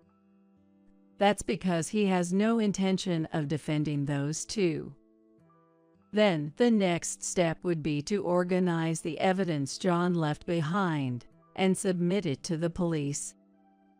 Also, demanding a significant amount in damages from them would be part of the plan. We will submit what John left to the police and bring those two to justice, Johnson affirmed, as if convincing himself. He needed to say this to maintain his composure. I explained to Johnson that the police were scheduled to question me soon. With all this evidence, Sarah and Brian would face some punishment, no matter what they say. However, I desperately wanted to talk to Sarah directly. As John's mother, I felt it was my duty to confront her. I told Johnson that I wanted to talk to Sarah without revealing the existence of the evidence. Johnson readily agreed, saying, of course. Once Johnson submits the evidence to the police, there might be no more chance to talk to Sarah. The police could come to me at any time. The time left must be short. I decided to go to Sarah's house immediately. Sarah showed a look of confusion when I suddenly visited her without any prior communication. She must have thought I was still recovering from the shock of the funeral. She had shown her true nature over the phone before, which must have made her feel guilty. She must have been internally panicking about what I would say. I've heard everything from John. He is never coming back. But apologize right now. Apologize to John. Seeing Sarah leading a normal life even now, my patience reached its limit. I realized I was speaking before I knew it. What are you talking about? Why should I apologize to John? What did I do? Sarah's face froze for a moment in shock, and then she became hysterical. Her reaction told me she had been restless these past weeks. She has been constantly worried about when her committed sins would be exposed. She reacted sensitively to my words because she couldn't deceive me. She might be able to deceive the police during questioning since they don't know the truth, but she can't fool me. I've heard everything from John. Your affair with a man named Brian, all the terrible things you've done to John. It's all your fault. You took John away from me. I carefully chose my words and confronted Sarah. As expected, she became more agitated. I don't know. I haven't done anything. Sarah covered her ears with her hands and shook her head. Her mental state had already been shattered. My visit completely broke her. She collapsed on the spot, crying and repeating, I'm sorry. Why didn't I realize this sooner? If she was this weak, she might have changed her attitude towards John if I had been stronger. Thinking about how such the person had tormented John made me feel empty. I called Johnson right there and told him everything that had happened. Johnson chose to explain everything to the police right there.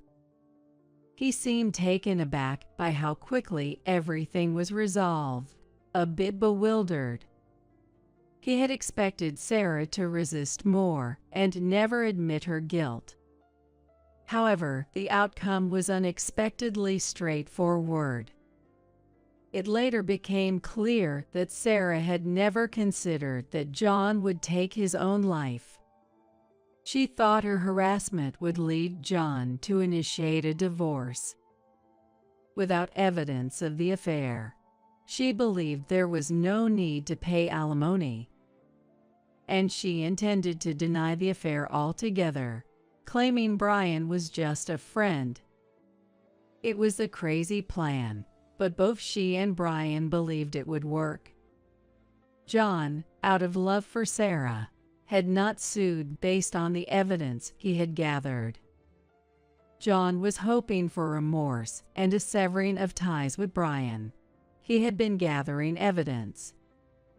But it seems that the realization dawned that this wish would not be fulfilled. He could have taken revenge himself, but John was so cornered that he couldn't make sound judgments. He couldn't bring himself to sue Sarah. Unaware of John's kindness, Sarah continued to push him to the edge. Following Johnson's call, the police arrived promptly, and Sarah, along with Taylor, was subject to another round of questioning. The evidence left by John soon exposed their crimes. Sarah, since then, hasn't been able to speak properly. Even after being found guilty and sent to a police hospital, she remains in a state of shock. This story became news, quickly spreading the crimes of Brian and Sarah across the nation. They were recognized as the cause of John's death. Johnson's efforts ensured a flawless claim for damages. Unsurprisingly, Brian lost his job. His crimes became known among his company and friends, leaving him completely isolated. Even if he re-enters society, he will have to continue paying the alimony and remain a subject of rumors for his grave misdeeds. They committed such grave crimes. Sarah remains unwell, with no hope of recovery. Constantly repeating, "I'm sorry," and unable to sleep without medication. The guilt of the two was revealed, and they faced justice according to the law. However, John will not return. Did we fulfill his last wish? After ensuring the conviction of the two individuals, Johnson decided to return to New York. Thank you for everything. I don't know if we completely honored John's feelings, but we tried our best, he said with a somber expression. Having a friend like you, John was fortunate. Thank you so much, I replied with deep gratitude. Johnson, slightly flustered, responded, I just did what I could as his friend. Please, no need for such formalities. With a smile, Johnson walked away. Without him, I might have lost my composure, driven by anger. He managed to stay calm and bring them to justice, hiding his own turmoil. Although Johnson wasn't looking at me anymore, I continued to watch his retreating figure for a while.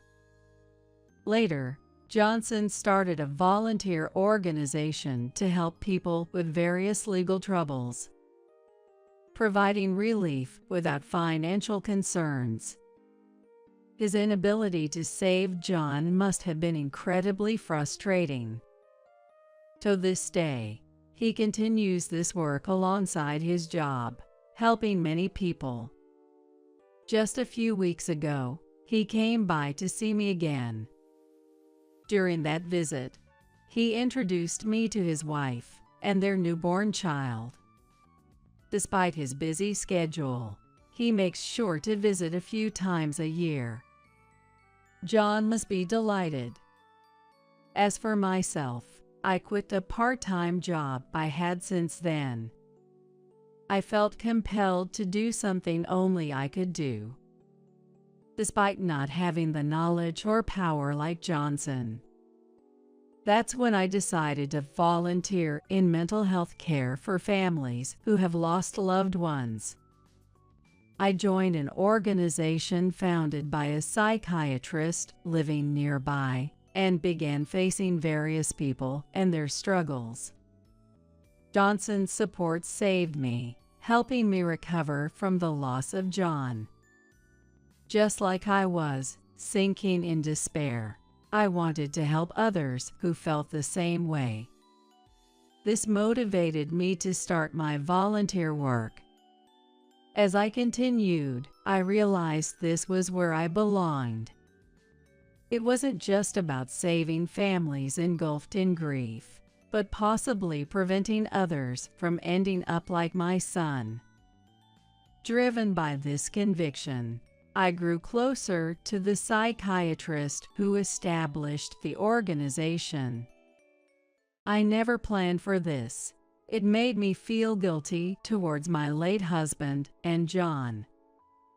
Is it okay for me to be happy only myself? With this newfound acceptance, I cautiously began a new relationship.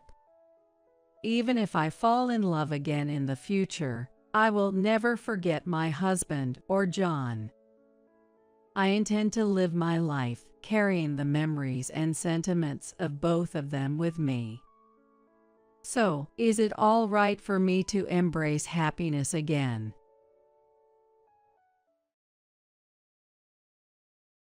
Finally, no more baggage.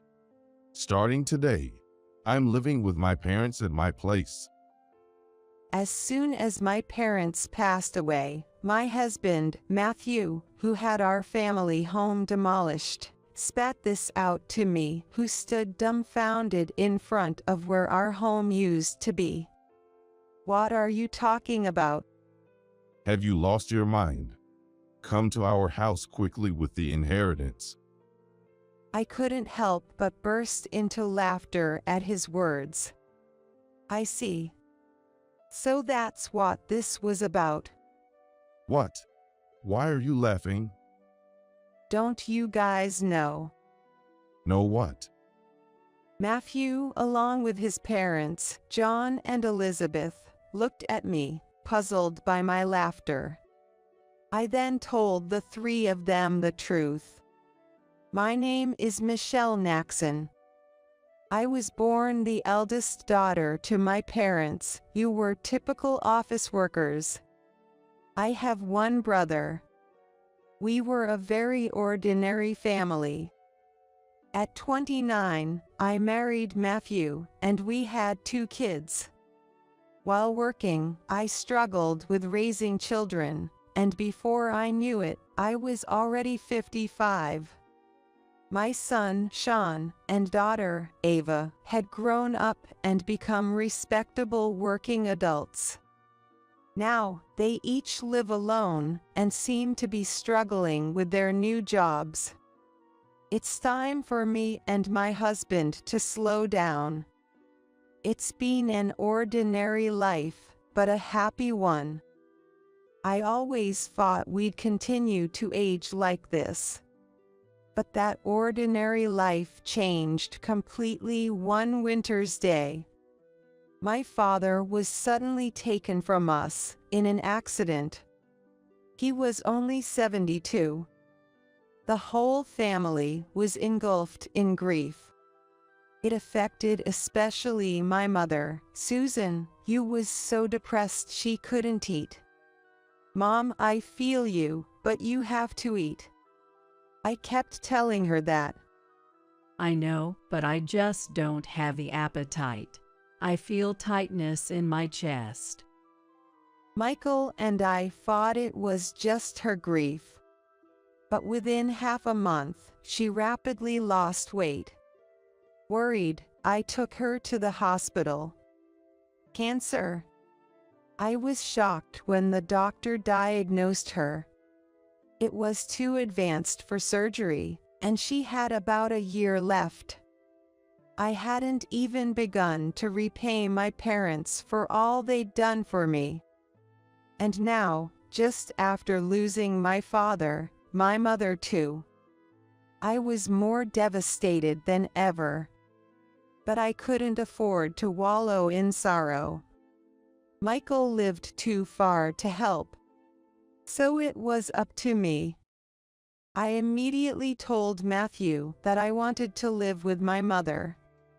She shouldn't be alone, both emotionally and physically, in her condition.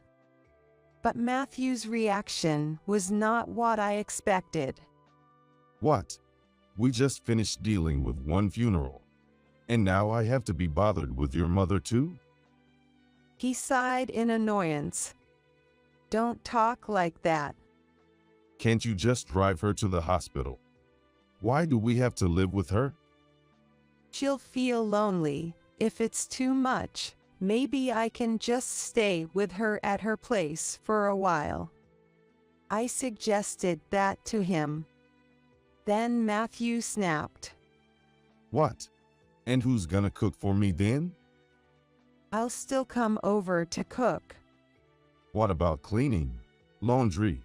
Who's going to take care of that? I fell silent. I wanted to do everything I could, but I couldn't be in 2 places at once. If someone said that wanting to help and nurse my mother was just my selfishness, I couldn't argue back. I'm sure Mom would insist on not being a bother, saying everything should stay as it is. But I just really wanted to care for my mother no matter what. Fine, but I'm not helping with anything. Matthew said that reluctantly to me, who had fallen silent. He finally gave in, though grudgingly. Thank you, and I'm sorry. Though it was tough, at least he agreed to my wish. I replied to him while suppressing my anger at his attitude. Despite some initial difficulties, Matthew and I began living with my mom at my childhood home. We originally lived in a company house provided by Matthew's employer. Matthew was an only child. His father, John, particularly wanted us to live with them eventually, so there were no plans to buy our own home. Living in the company house was convenient for work and wasn't a big financial burden, costing about $300 a month in rent. But moving to my childhood home meant no more rent payments and more space. I thought moving in wasn't all bad for Matthew. He stayed true to his word and didn't help with anything, but for me, it was great to live with my mom. She seemed fine but often felt tired and spent a lot of time resting during the day. I prepared my mom's meals, fed her, and got her medication ready. Doing all this alone would have been impossible. Thank you, Michelle. It's a big help having you here. I should thank Matthew too. Mom often said that, expressing her gratitude towards us. She didn't know about Matthew's harsh words when we first moved in, so she was grateful to him too. One evening, after Mom had gone to bed, Matthew came home. While serving dinner, I spoke up about Mom's treatment. Then, Matthew glared at me and said, "Just don't say to ask me to help you. Whatever you say, I told you I'm not helping with anything," refusing even to listen. Anyone needs someone to talk to share their worries. I just wanted him to listen. But his attitude didn't change, not after a month, not even after 2. He constantly complained about living with my mom, acting like he was doing us a great favor. His behavior got worse every day. But I couldn't say anything to him. I was stressed, worrying about Mom, and trying to be considerate of Matthew. Then, as Mom's 1-year prognosis approached, her condition worsened rapidly, and she was hospitalized. 3 days later, she passed away. Though I had been preparing myself, it hit me hard. My brother Michael's family and my kids, Sean and Ava, came quickly to help. You'd expect your husband to be there for you at such times, but Matthew was in a corner laughing with his parents, John and Elizabeth, not helping with the funeral at all. Michael took over as the chief mourner, and we managed to prepare for the funeral. However, Matthew sat at the back of the family section, instead of with me, the bereaved family. "Matthew, I think you should sit in the bereaved family section." But he replied, "No, I'm fine here. I'm not really a blood relative." "But you're my husband." Elizabeth chimed in. "He's a husband, yes, but not your mother's son. He's our son, an outsider." Right. Matthew is our son. You can sit in the bereaved section, Michelle. John agreed, and their words left me speechless. It varies by region, but in the area where my in-laws and I live, it's customary for sons-in-law to sit in the bereaved family section. As expected, Matthew was nowhere to be seen in the family section at the funeral, leading to whispered speculations among distant relatives. Did they get divorced? I could hear them murmuring to each other. It was a talk that should not have happened if Matthew had just sat beside me. Despite my disappointment with Matthew, we managed to send Mom off properly. After the funeral, we returned to my childhood home with Michael's family, my kids, Matthew, and his parents. Thank you, John and Elizabeth, for coming during this busy time. I said to my in-laws while serving them tea. They laughed and replied, Really, it's been tough. First your dad passed away, and now your mom. We've been hit hard with funeral expenses. But at least that's over now. I was stunned by their words. What did they mean by that? I couldn't believe they would say something like that. I forced a smile and excused myself from the room. Then, I overheard Matthew talking with his parents in the background. It must have been hard for you, Matthew, living with someone who's not family. Yeah, dealing with Michelle's whims was tough. You shouldn't always give in to your wife. It's okay to say no if you don't like something. You're a married couple, after all. I clenched my fists in frustration. The sound of their laughter and carefree conversation was unbearable, but this wasn't new. John and Elizabeth had always been insensitive and rude. When I married Matthew, Elizabeth had said, "Couldn't you find someone prettier? I can't expect much from the grandkids' looks now." John had added, "They say beauty bores after 3 days. With Michelle, you won't even get the chance to get bored in the first place." And Matthew just laughed along with them, saying that's funny. Such disrespectful behavior from them wasn't surprising anymore. I felt something snap inside me. Reflecting back, neither Matthew nor his parents had ever shown concern for me, not during my father's funeral, and not now. Instead, they mocked and belittled me. I felt guilty for forcing Matthew into this living situation, but I started questioning his behavior as a person. I had wanted to focus solely on my mother, yet I had been overly considerate of him. I realized there was no need for me to feel so guilty towards him, especially since he never stood by my side.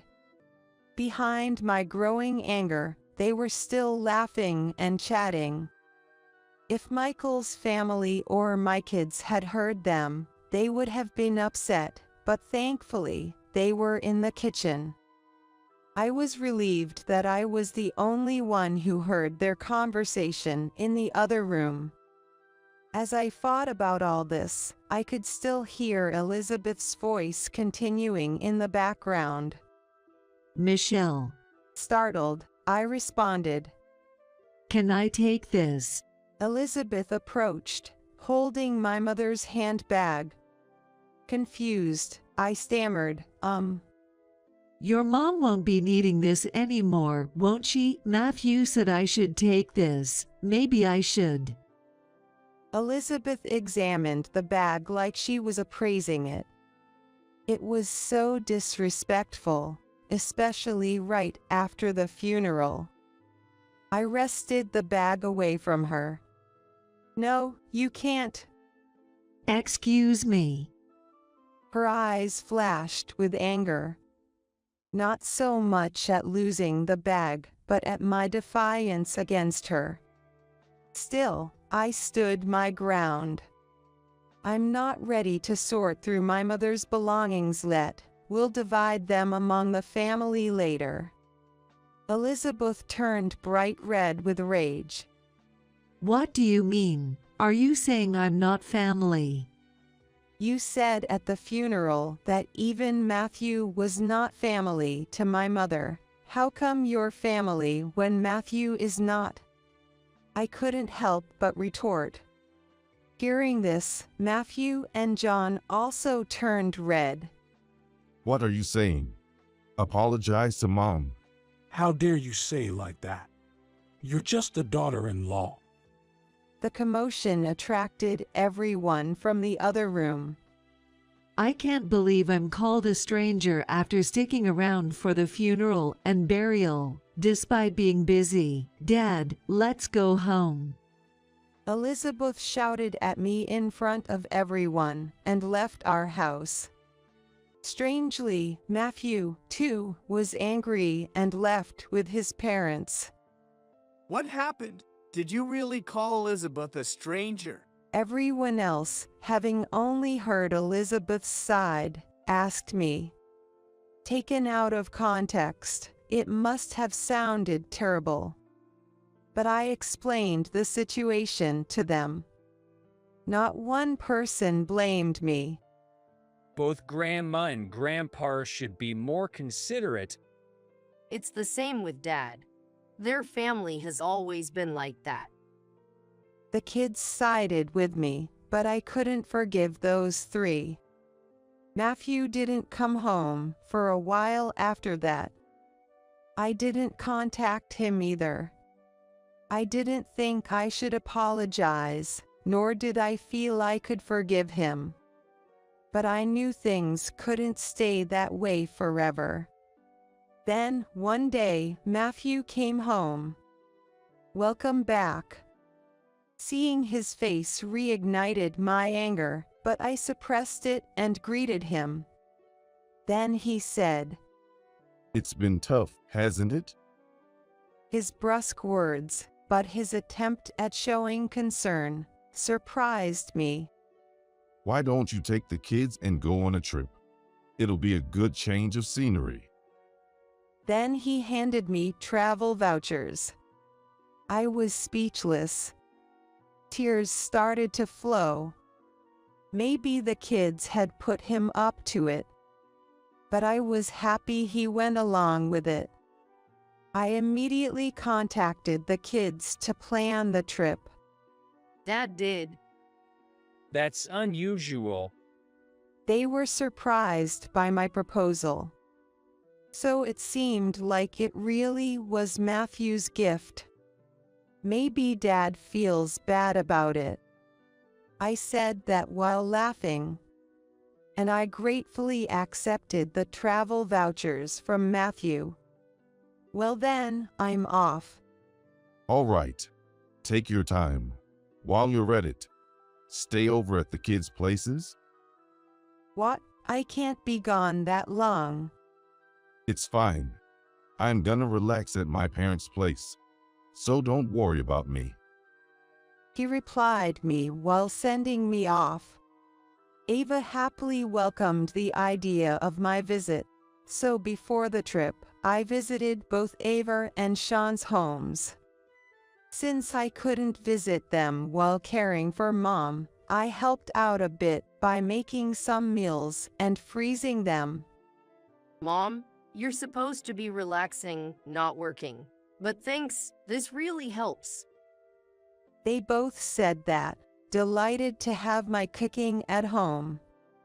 It was all thanks to Matthew's suggestion. And finally, the much-awaited beach resort vacation came. I spent a relaxing time at the beach with my kids. It seemed to heal the fatigue from caregiving and the sorrow of losing my parents. I ended up being away for nearly a week, but the kids returned to their homes with bright smiles. It was fun. We should thank Dad once in a while. True, once in a while. But I wonder if he's up to something. Ava joked, laughing. Don't say that. Dad did think about us in his way. I replied her while laughing too. Thinking of sharing memories with Matthew and looking forward to a happy life ahead as a couple, I headed home. However, upon arriving home, I was shocked. What? The house. I looked around in disbelief. Although I was at the familiar place, the family home was gone. Suddenly, Matthew appeared out of nowhere. He was followed by John and Elizabeth. Seeing me standing there in shock, they all smirked and laughed. "Matthew, what's going on?" I demanded an explanation. With the same creepy smile as his parents, Matthew said, Finally, no more burden. From today, we're living with my parents. What are you talking about? I replied coldly. He then said, Have you lost your mind? I've demolished your family home. Come to our place quickly with your inheritance. Whatever you inherited is Matthew's now. I realized then. The house's disappearance was Matthew's doing, and it was all for the inheritance. What a betrayal it was, especially after I had come home thinking about our future together. I was filled with frustration and sadness. But I wouldn't let Matthew have his way. Not a chance, I thought. I burst out laughing at the three smirking faces. Confused by my laughter, John and Matthew wore puzzled expressions. What? Why are you laughing? What a weird woman. Has she gone mad? Elizabeth remarked, looking at me as if I was something bizarre. Facing the three, I said, You guys don't know. What are you talking about? Matthew asked. I didn't even inherit a single penny, so there's no inheritance. I laughed again after finishing my sentence. They must have mistaken the inheritance for wealth. Their misguided assumptions and actions were so ridiculous that I couldn't stop laughing. What do you mean? Explain yourself. Matthew demanded. But I remained silent. I saw no need to explain anything to them. Before that, I won't live with anyone else. If you want to live together with your parents, feel free to do it yourself. Ignoring Matthew's question, I rejected his initial suggestion outright, causing my mother-in-law to burst into anger. How can you help out at your parents' house but not with ours? You know there were circumstances for that, right? I moved in to help out, didn't I?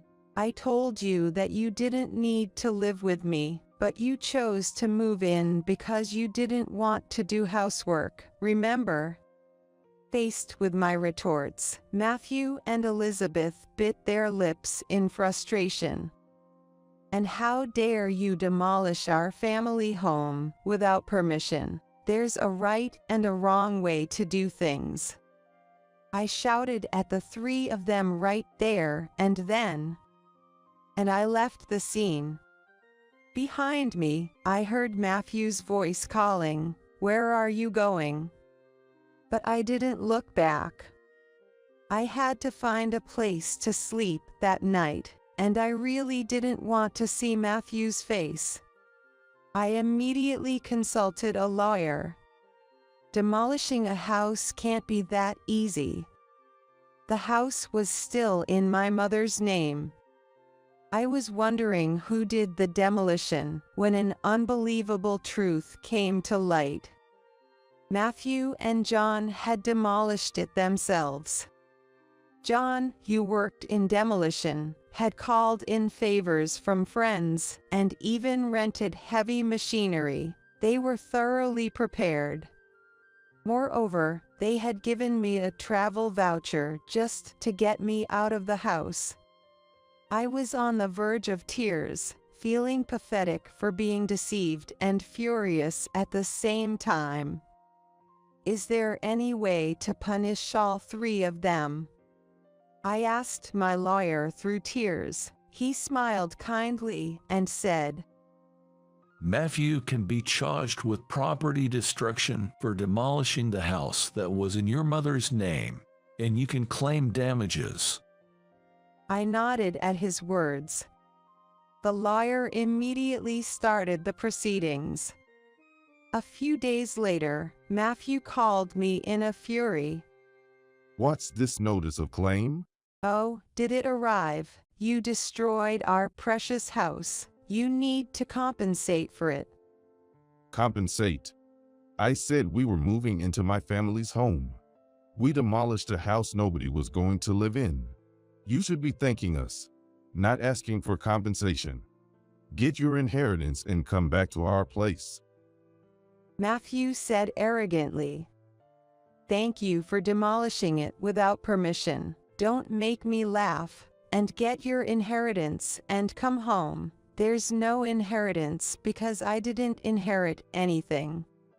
I shouted back over the phone. Matthew fell silent, not knowing how to respond. He was taken aback by my yelling, something I rarely do. The reason I laughed when the house was demolished was exactly this. I had a year to spend with my mother. Of course, we talked about inheritance. I told her, I don't need anything. Give it all to Michael. So, all the cash and assets went to my brother, Michael. He said that I should have the house. He lived far away and couldn't manage it. If I didn't live there, it could be rented out. That's why I was supposed to inherit the house. Anyway, either you and John restore our family home to its original state, or pay the amount stated in the claim. That amount? I'm considering a settlement, but if you can't pay, I'll file a report and sue you. I said firmly. I didn't think you'd get so angry. Of course I'd get angry. Matthew started making excuses. He seemed to think that as long as our family home was there, he couldn't live with his own parents. John, especially, had always wanted to live with us. He really liked Sean and wanted to live with him. Matthew was the one who refused to move in previously, citing it was difficult to commute. But unbeknownst to them, John and Elizabeth thought I was the one against it. They fought destroying my family home, and taking the inheritance would force me to move in with them. But now, knowing all this, I just couldn't forgive them. So please, cut me some slack. I didn't mean any harm. Dad's sorry too. If you're really sorry, then you'll agree to the settlement. I said this and hung up the phone. Matthew kept calling and texting, apologizing over and over. If you're really sorry, then just pay up. I pushed him away. I knew my childhood home couldn't be brought back, but this was the only way I could deal with my feelings. Afterward, I stayed at Ava's house. Michael's family and even my kids knew about everything. Despite his anger about our house being destroyed, Michael said, I won't interfere, but I'll help if you need it. Do what you think is best, Michelle. Everyone condemned Matthew's actions and supported me. A month passed without any compensation or damages paid. I didn't hear anything from Matthew during this time. I couldn't impose on Ava forever. I wanted to get the money and at least sort out a place for me to live. But contrary to my wishes, something unbelievable happened. It all started with a casual comment from Ava. Hey, this apron looks like Grandma's. Ava showed me her smartphone screen as she muttered this. Looking at the screen, my eyes widened in shock. It was a listing on a flea market app. The apron she pointed out was the one I had made for my mom, a one-of-a-kind item. What do you mean? This is Grandma's apron. I made it, so I know it. What? Ava quickly started checking other listings. The seller seemed to be new, with no transactions or ratings let. There were about 30 items listed, and to my shock, all belonged to my mother. I immediately realized it was Matthew's doing. He was the only one who could have taken these things from our demolished home. I called him right away. "What's this about the app?" App. Matthew replied, sounding annoyed. Thinking he was playing dumb, I was furious. "Don't play dumb. You're selling Mom's stuff without permission. Take down those listings right now." But Matthew sounded panicked. What? No, it's not me. "Who else could it be? I'm coming over to get everything back." I hung up and headed to my in-laws' house with Ava. "Where are Mom's belongings?" As soon as we arrived at my in-laws' house, I called out for Matthew. Confronting him right at the entrance, we faced each other. I don't know anything about it. Tell the truth, Dad. Ava joined in, supporting me. Matthew was flustered. Just then, John and Elizabeth appeared, realizing we were there. "So, Ava, you're here." Elizabeth smiled happily upon seeing Ava. But Ava, clearly angry, confronted her. Grandma, tell Dad to tell the truth. The truth. It looks like Dad is selling the stuff Grandma left behind when she passed away recently. Elizabeth burst out laughing at Ava's words. Matthew looked troubled and kept repeating, "It's really not me." Then Elizabeth said loudly, "Matthew's selling them. It can't be." But "Because I'm the one selling them." Hearing those words, I felt a chill run through me. Matthew must have known. He looked at Elizabeth with a face that screamed, "This is bad." Despite Ava's shocked expression, Elizabeth remained cheerfully oblivious. "What do you mean?" "It's a lot of work, you know, packing carefully, taking good photos." Elizabeth talked about the app as if selling stolen items was a fun hobby. I had to restrain myself from lashing out. Cancel the listings. Those aren't yours to sell. Ava, red-faced and teary, pleaded with Elizabeth. But Elizabeth seemed annoyed. "What's the big deal? I found a fun hobby. I use what I can and sell the rest for a little extra cash. It's good for preventing dementia too." "Now I'm the only grandma you have, Ava. You want me to stay healthy and live a long life, right?" Elizabeth said this nonchalantly. Despite my pleas for her to stop, she showed no signs of remorse. If talking won't work, then I had no choice but to take action. "Let's go, Ava." But "Come on." I pulled her away, and we headed straight to the police station. I hadn't planned to report the house demolition, but theft was a different story.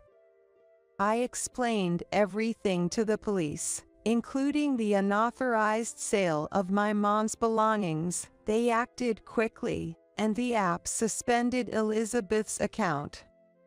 The items wouldn't be sold anymore. Finally, some relief.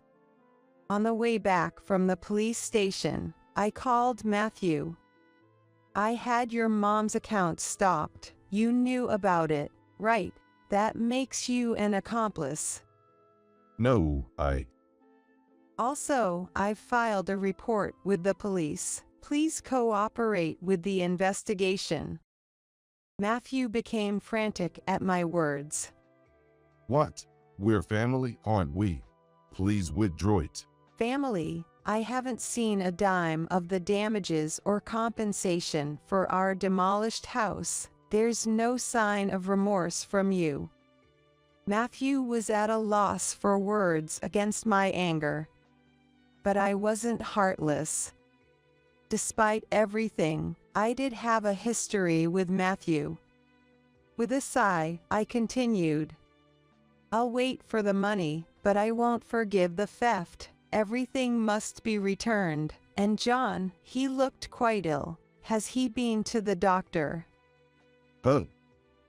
Just passing the message. I'm not heartless, you know. With that, I hung up. I had just seen John. He was so thin, it was hard to believe it had only been a couple of months since we last met. He barely spoke, and his complexion was beyond pale, almost ghastly. It was obvious that he was not in good health. But they probably hadn't noticed. Elizabeth, trying to sell stolen goods nonchalantly, and Matthew, who only acted tough in front of me. That mother and son duo seemed to lack any concern for others. The next day, I received a call from John.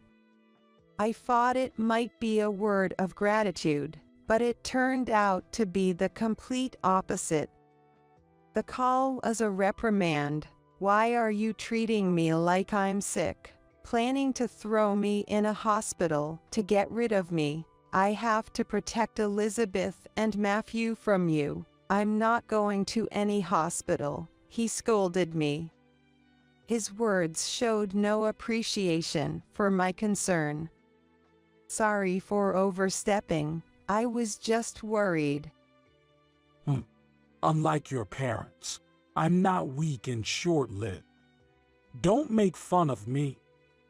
But a few days later, he did get sick and end up going to the hospital. The diagnosis was terminal cancer. Panicked, Matthew called me. Dad's got terminal cancer. What am I going to do? But I just snorted. That's not my problem. Remember what he said when I suggested going to the hospital. I'm not weak and short-lived like your parents. You're on your own. How can you be so heartless?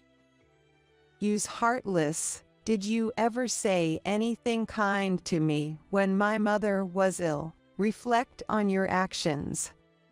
I hung up. As expected, John passed away not long after. I didn't shed a tear, remembering all the harsh words and deeds. After the funeral, John's will was found. Despite his claims of not being short-lived, he had made careful arrangements. The house goes to my grandson, Sean. The rest of my assets are to be split between my wife and eldest son. I was surprised to see Sean's name. John had always favored him, wanting him to live in the house, even after his death. For Sean, it was an unexpected inheritance. Disown it, you don't need that house. I told Sean, but he was actually pleased to inherit it. It brought him no financial benefit. But he seemed happy, so I didn't say anything else. Following John's will, Sean inherited the house. Elizabeth was happy and paid the inheritance tax. He's our heir, after all, she said. Well, she wasn't wrong about that. I felt a bit down, as if Sean had been taken away from me, but then something unbelievable happened. Come to our house? Upon receiving Matthew's call, I immediately headed to my in-laws' house. There, I saw Elizabeth and Matthew standing dumbfounded in front of the house, just like I had once. Heavy machinery and a truck bearing the demolition company's name, along with its workers, were on the property. Right before my eyes, the in-laws' house was being demolished. What's going on? It's my house. I can do whatever I want with it, right?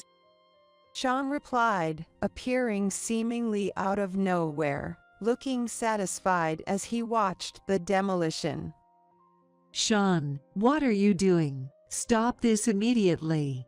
Even if I stop it now, it's not like we can live in it. Sean, how could you do this? Elizabeth and Matthew pleaded with him, crying. But Sean just laughed. Did you forget what Grandpa and Dad did to Mom? Sean. And Grandma, did you ever apologize for the terrible things you did to her? His smile vanished, replaced by a sharp glare directed at Elizabeth and Matthew. With his sharp gaze, the two of them fell to their knees. The heavy machinery continued to tear down the house amidst the loud noise. This sight finally brought me some relief. Later, Matthew paid the damages and compensation using the inherited assets. It seemed Sean had recovered the stolen items Elizabeth had taken from my mother, and they were safely returned to me. "You've got me and Ava," he reassured me, bringing tears of relief. Elizabeth and Matthew lost their house and didn't have any money left, so now they are back living in the company housing. Matthew had left the company housing with me and our kids before, but now he's returned with his mother, which has sparked a lot of rumors. A wife of one of Matthew's colleagues, who I'm on good terms with, contacted me about it, so I told her the whole story, without any lies or exaggerations. They'll probably have to live a cramped life in the company housing from now on, but it's their own doing. On top of that, with Matthew's retirement, the two of them have to be frugal to prepare for their future home. I think I'll occasionally bring this up as a topic of conversation with my friends, just to see how they are getting on. Meanwhile, I've been staying at Ava's place, but Sean is getting married. He plans to build a house. I was happy to hear that the land where the old house stood sold for a decent amount. It turns out that house was useful after all. Mom, why don't you come live with us? Sean kindly suggested. His future wife was also very welcoming. I couldn't stay with Ava forever, so I decided to take them up on their offer. I'm determined not to become a mother-in-law like Elizabeth, and look forward to living happily with my new family. A phone call? As the ringtone of my smartphone sounded, I looked at the screen, and so it was from my dad. Hello? Dad, what's up? Emily, have you already reached John's family home? Not yet. But I just got off the train and missed the bus. Looks like I have to wait about 30 minutes for the next one. Oh, that's good. What time is the next train heading back? Heading back. In about 20 minutes. Okay, got it. Then wait in the station lounge. Don't get on the bus. Just wait there until I come to pick you up. That's impossible. I need to go help with the wake at Susan's place as soon as possible. You don't need to go. Why not? John is on a business trip in Italy. I have to go since I'm the only one here. I'll explain everything once we meet up. Just don't go, all right? Okay. I'll wait then. Why is Dad so frantic about calling me when I'm on my way to my deceased Mill's house? Despite my doubts, I decided to wait for my dad. My name is Emily Johnson. I've been married to John for 3 years. Currently, I work part-time at a bookstore close to the nearest station. My husband, John, works in the system development department of a multinational corporation.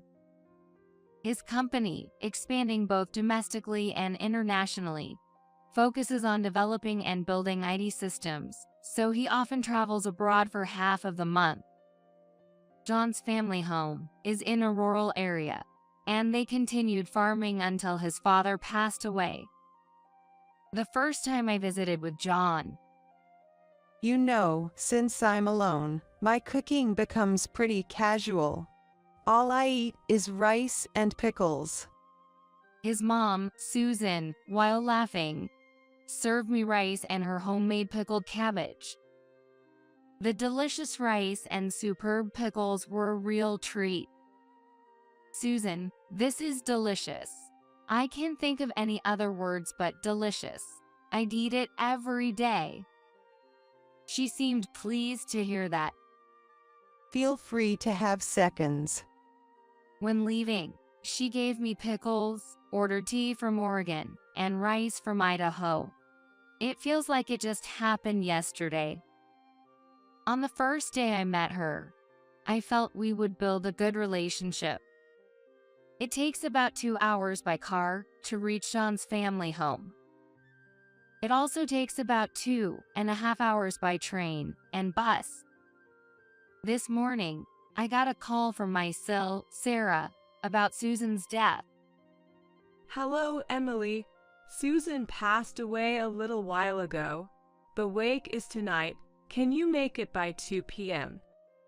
Yes, I understand. But John is currently overseas on a business trip. I'll try to contact him, but I'm not sure if he can return today or tomorrow. Oh, is that so? That's fine. Just you come. Really? Sarah seemed oddly happy about it. Can you give me the specific time and location when you are ready? I want to contact my parents. Of course, though, and don't forget to bring a black apron. Sure, I won't forget.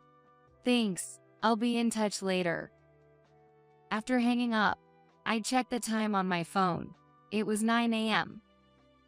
There's a 6-hour time difference with Italy, so it's 3 a.m. there. Is John asleep? But this can't be helped. I tried calling, but it went to voicemail after 7 rings. Susan passed away. The wake is tonight, U.S. time, and the funeral seems to be tomorrow. Can you make it back? I left a message on the voicemail, so now it's just waiting for a response. After that, I called my boss at the bookstore where I work to request some day off. I need to call my mom next. Hello, Mom? Oh, Emily, are you off from the bookstore today? Yeah, I took the day off. You see, this morning, I got a call that Susan passed away. What? She was still young. What happened? I just found out myself and don't know the details, but I'm getting ready to head there now. That's so hard to believe. I'll let your dad know. I only know that the wake is tonight. I'll call you back as soon as I have the time and place. All right. John might not make it in time for tonight, so take care. Okay, talk to you later. Now, I need to get my stiffs together. As I opened my closet, a black handbag in front of my morning clothes jumped into my eyes. This black handbag was given to me by John's mom when she visited our house 2 months ago. It's good to have one nice item like this. You can use it for a long time. She had said, while handing me the bag, still in its box. Susan was always a gentle and calm speaker, and she taught me the bare minimum about the customs and relations of their old family, as I was not very familiar with them.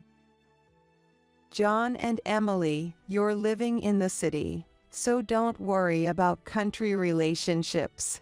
You have your own way of life in the city. Right. When in Rome, do as the Romans do, she said, with a smile. When John and I had been married for about half a year, we attended a relative's wedding in the city and ended up staying at his family home for a night.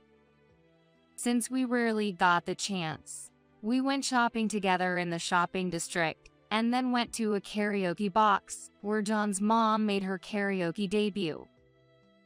She was so happy about it, smiling all the time. Emily, in the 42 years since I married into the Johnson family, I've never had this much fun. Thank you. Susan, really? I'm always happy to hang out, so come visit anytime. Really? That makes me so happy. Maybe I'll come over again. Absolutely. By the time we got married, John's father had already passed away, and John left home for college, while his brother moved out when he got a job. Until John's father passed away 3 years ago, Susan had hardly ever left their rural town. I used to help with the fields and go to the rice paddies and check on our rental apartments and houses. The year would just fly by. So, after Dad passed away, I decided to stop farming and take it easy for a while, she used to say in her usual calm and cheerful manner. Come to think of it, I've never seen Susan get angry. She was kind to everyone and never imposed her opinions on others. I want to be a grandma like her someday, I thought vaguely. I packed clothes for a few days and my morning attire into a suitcase and reached for the formal bag that Susan had given me.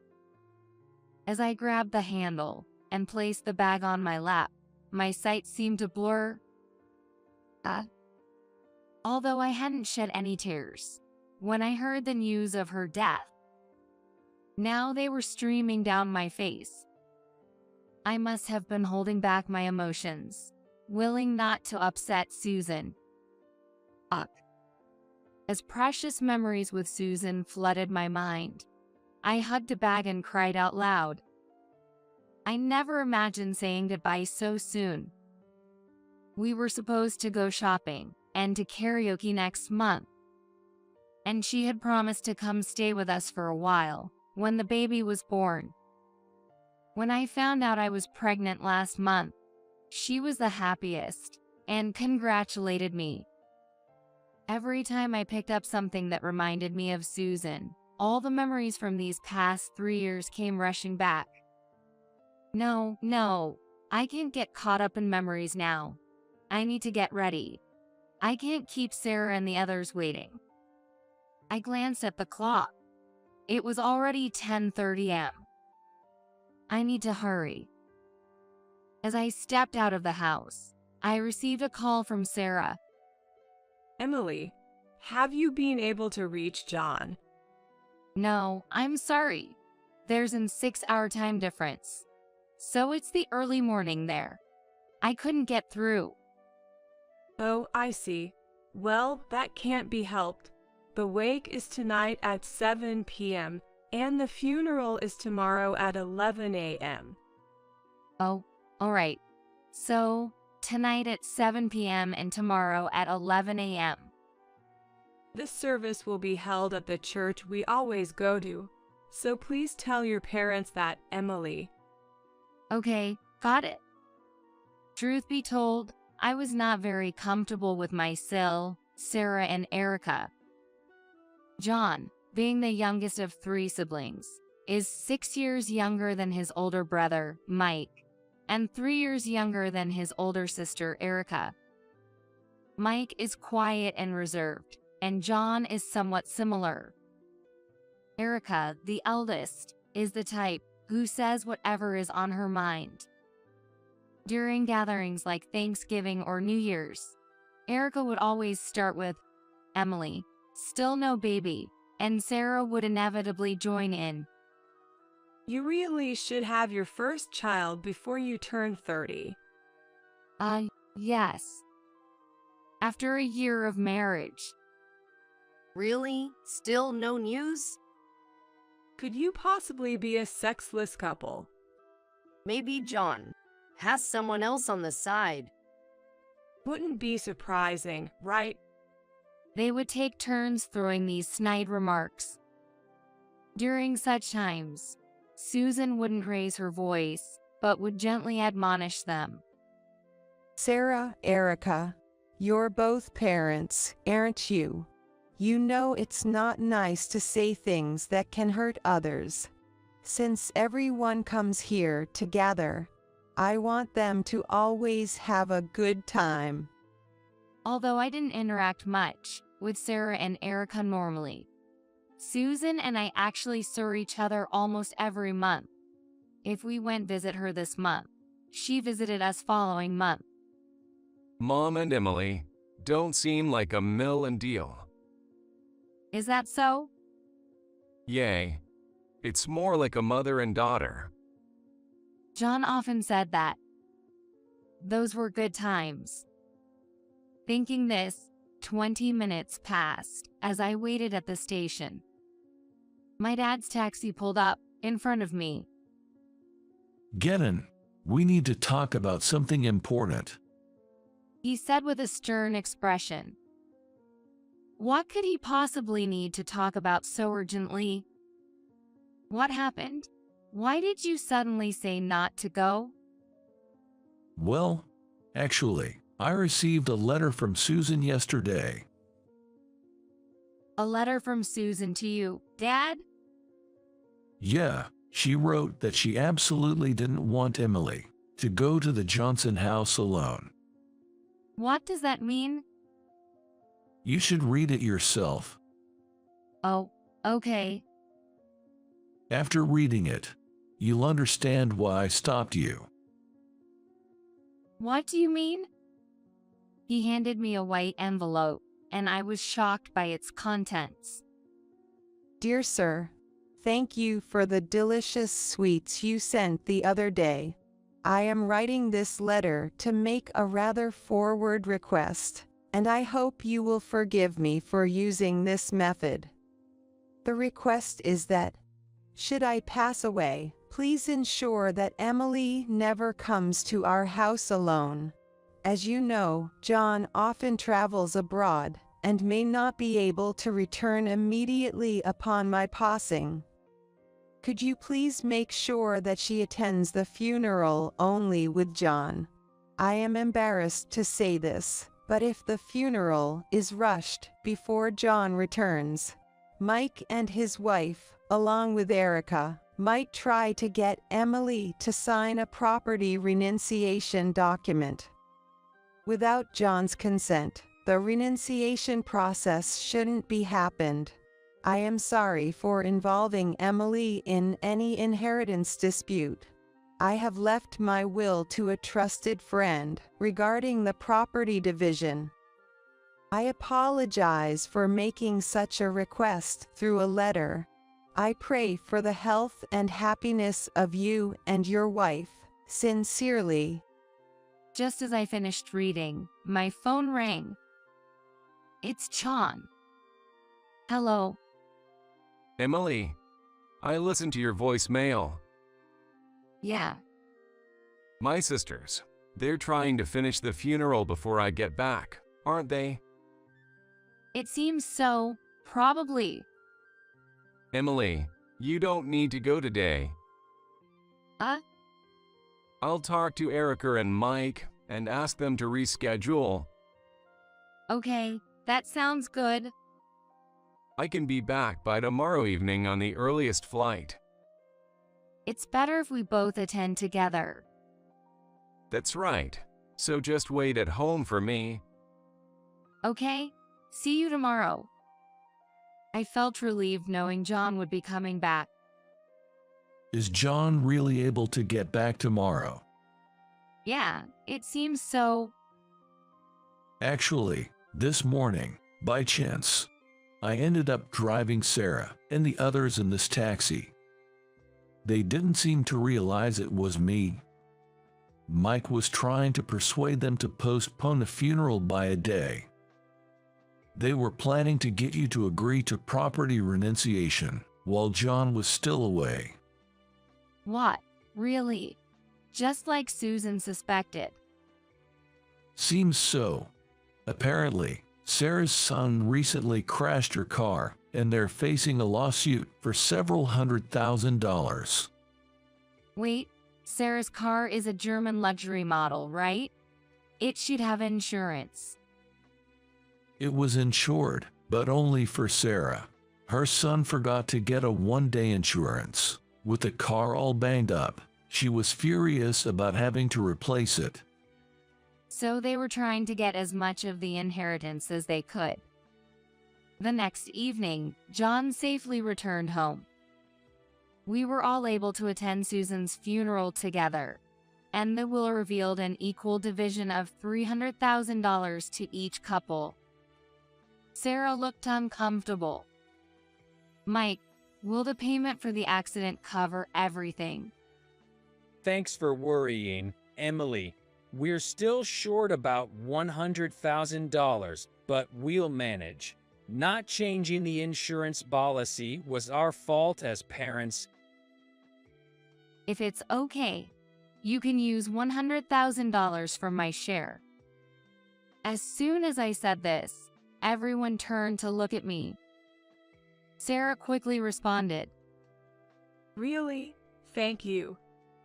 But then her son, Michael, stepped forward and bowed. I can't accept that.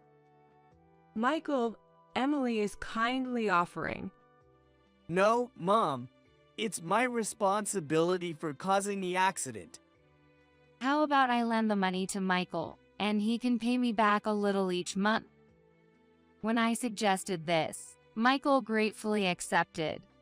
If Emily is okay with that, I'd like to borrow it. I'm sorry.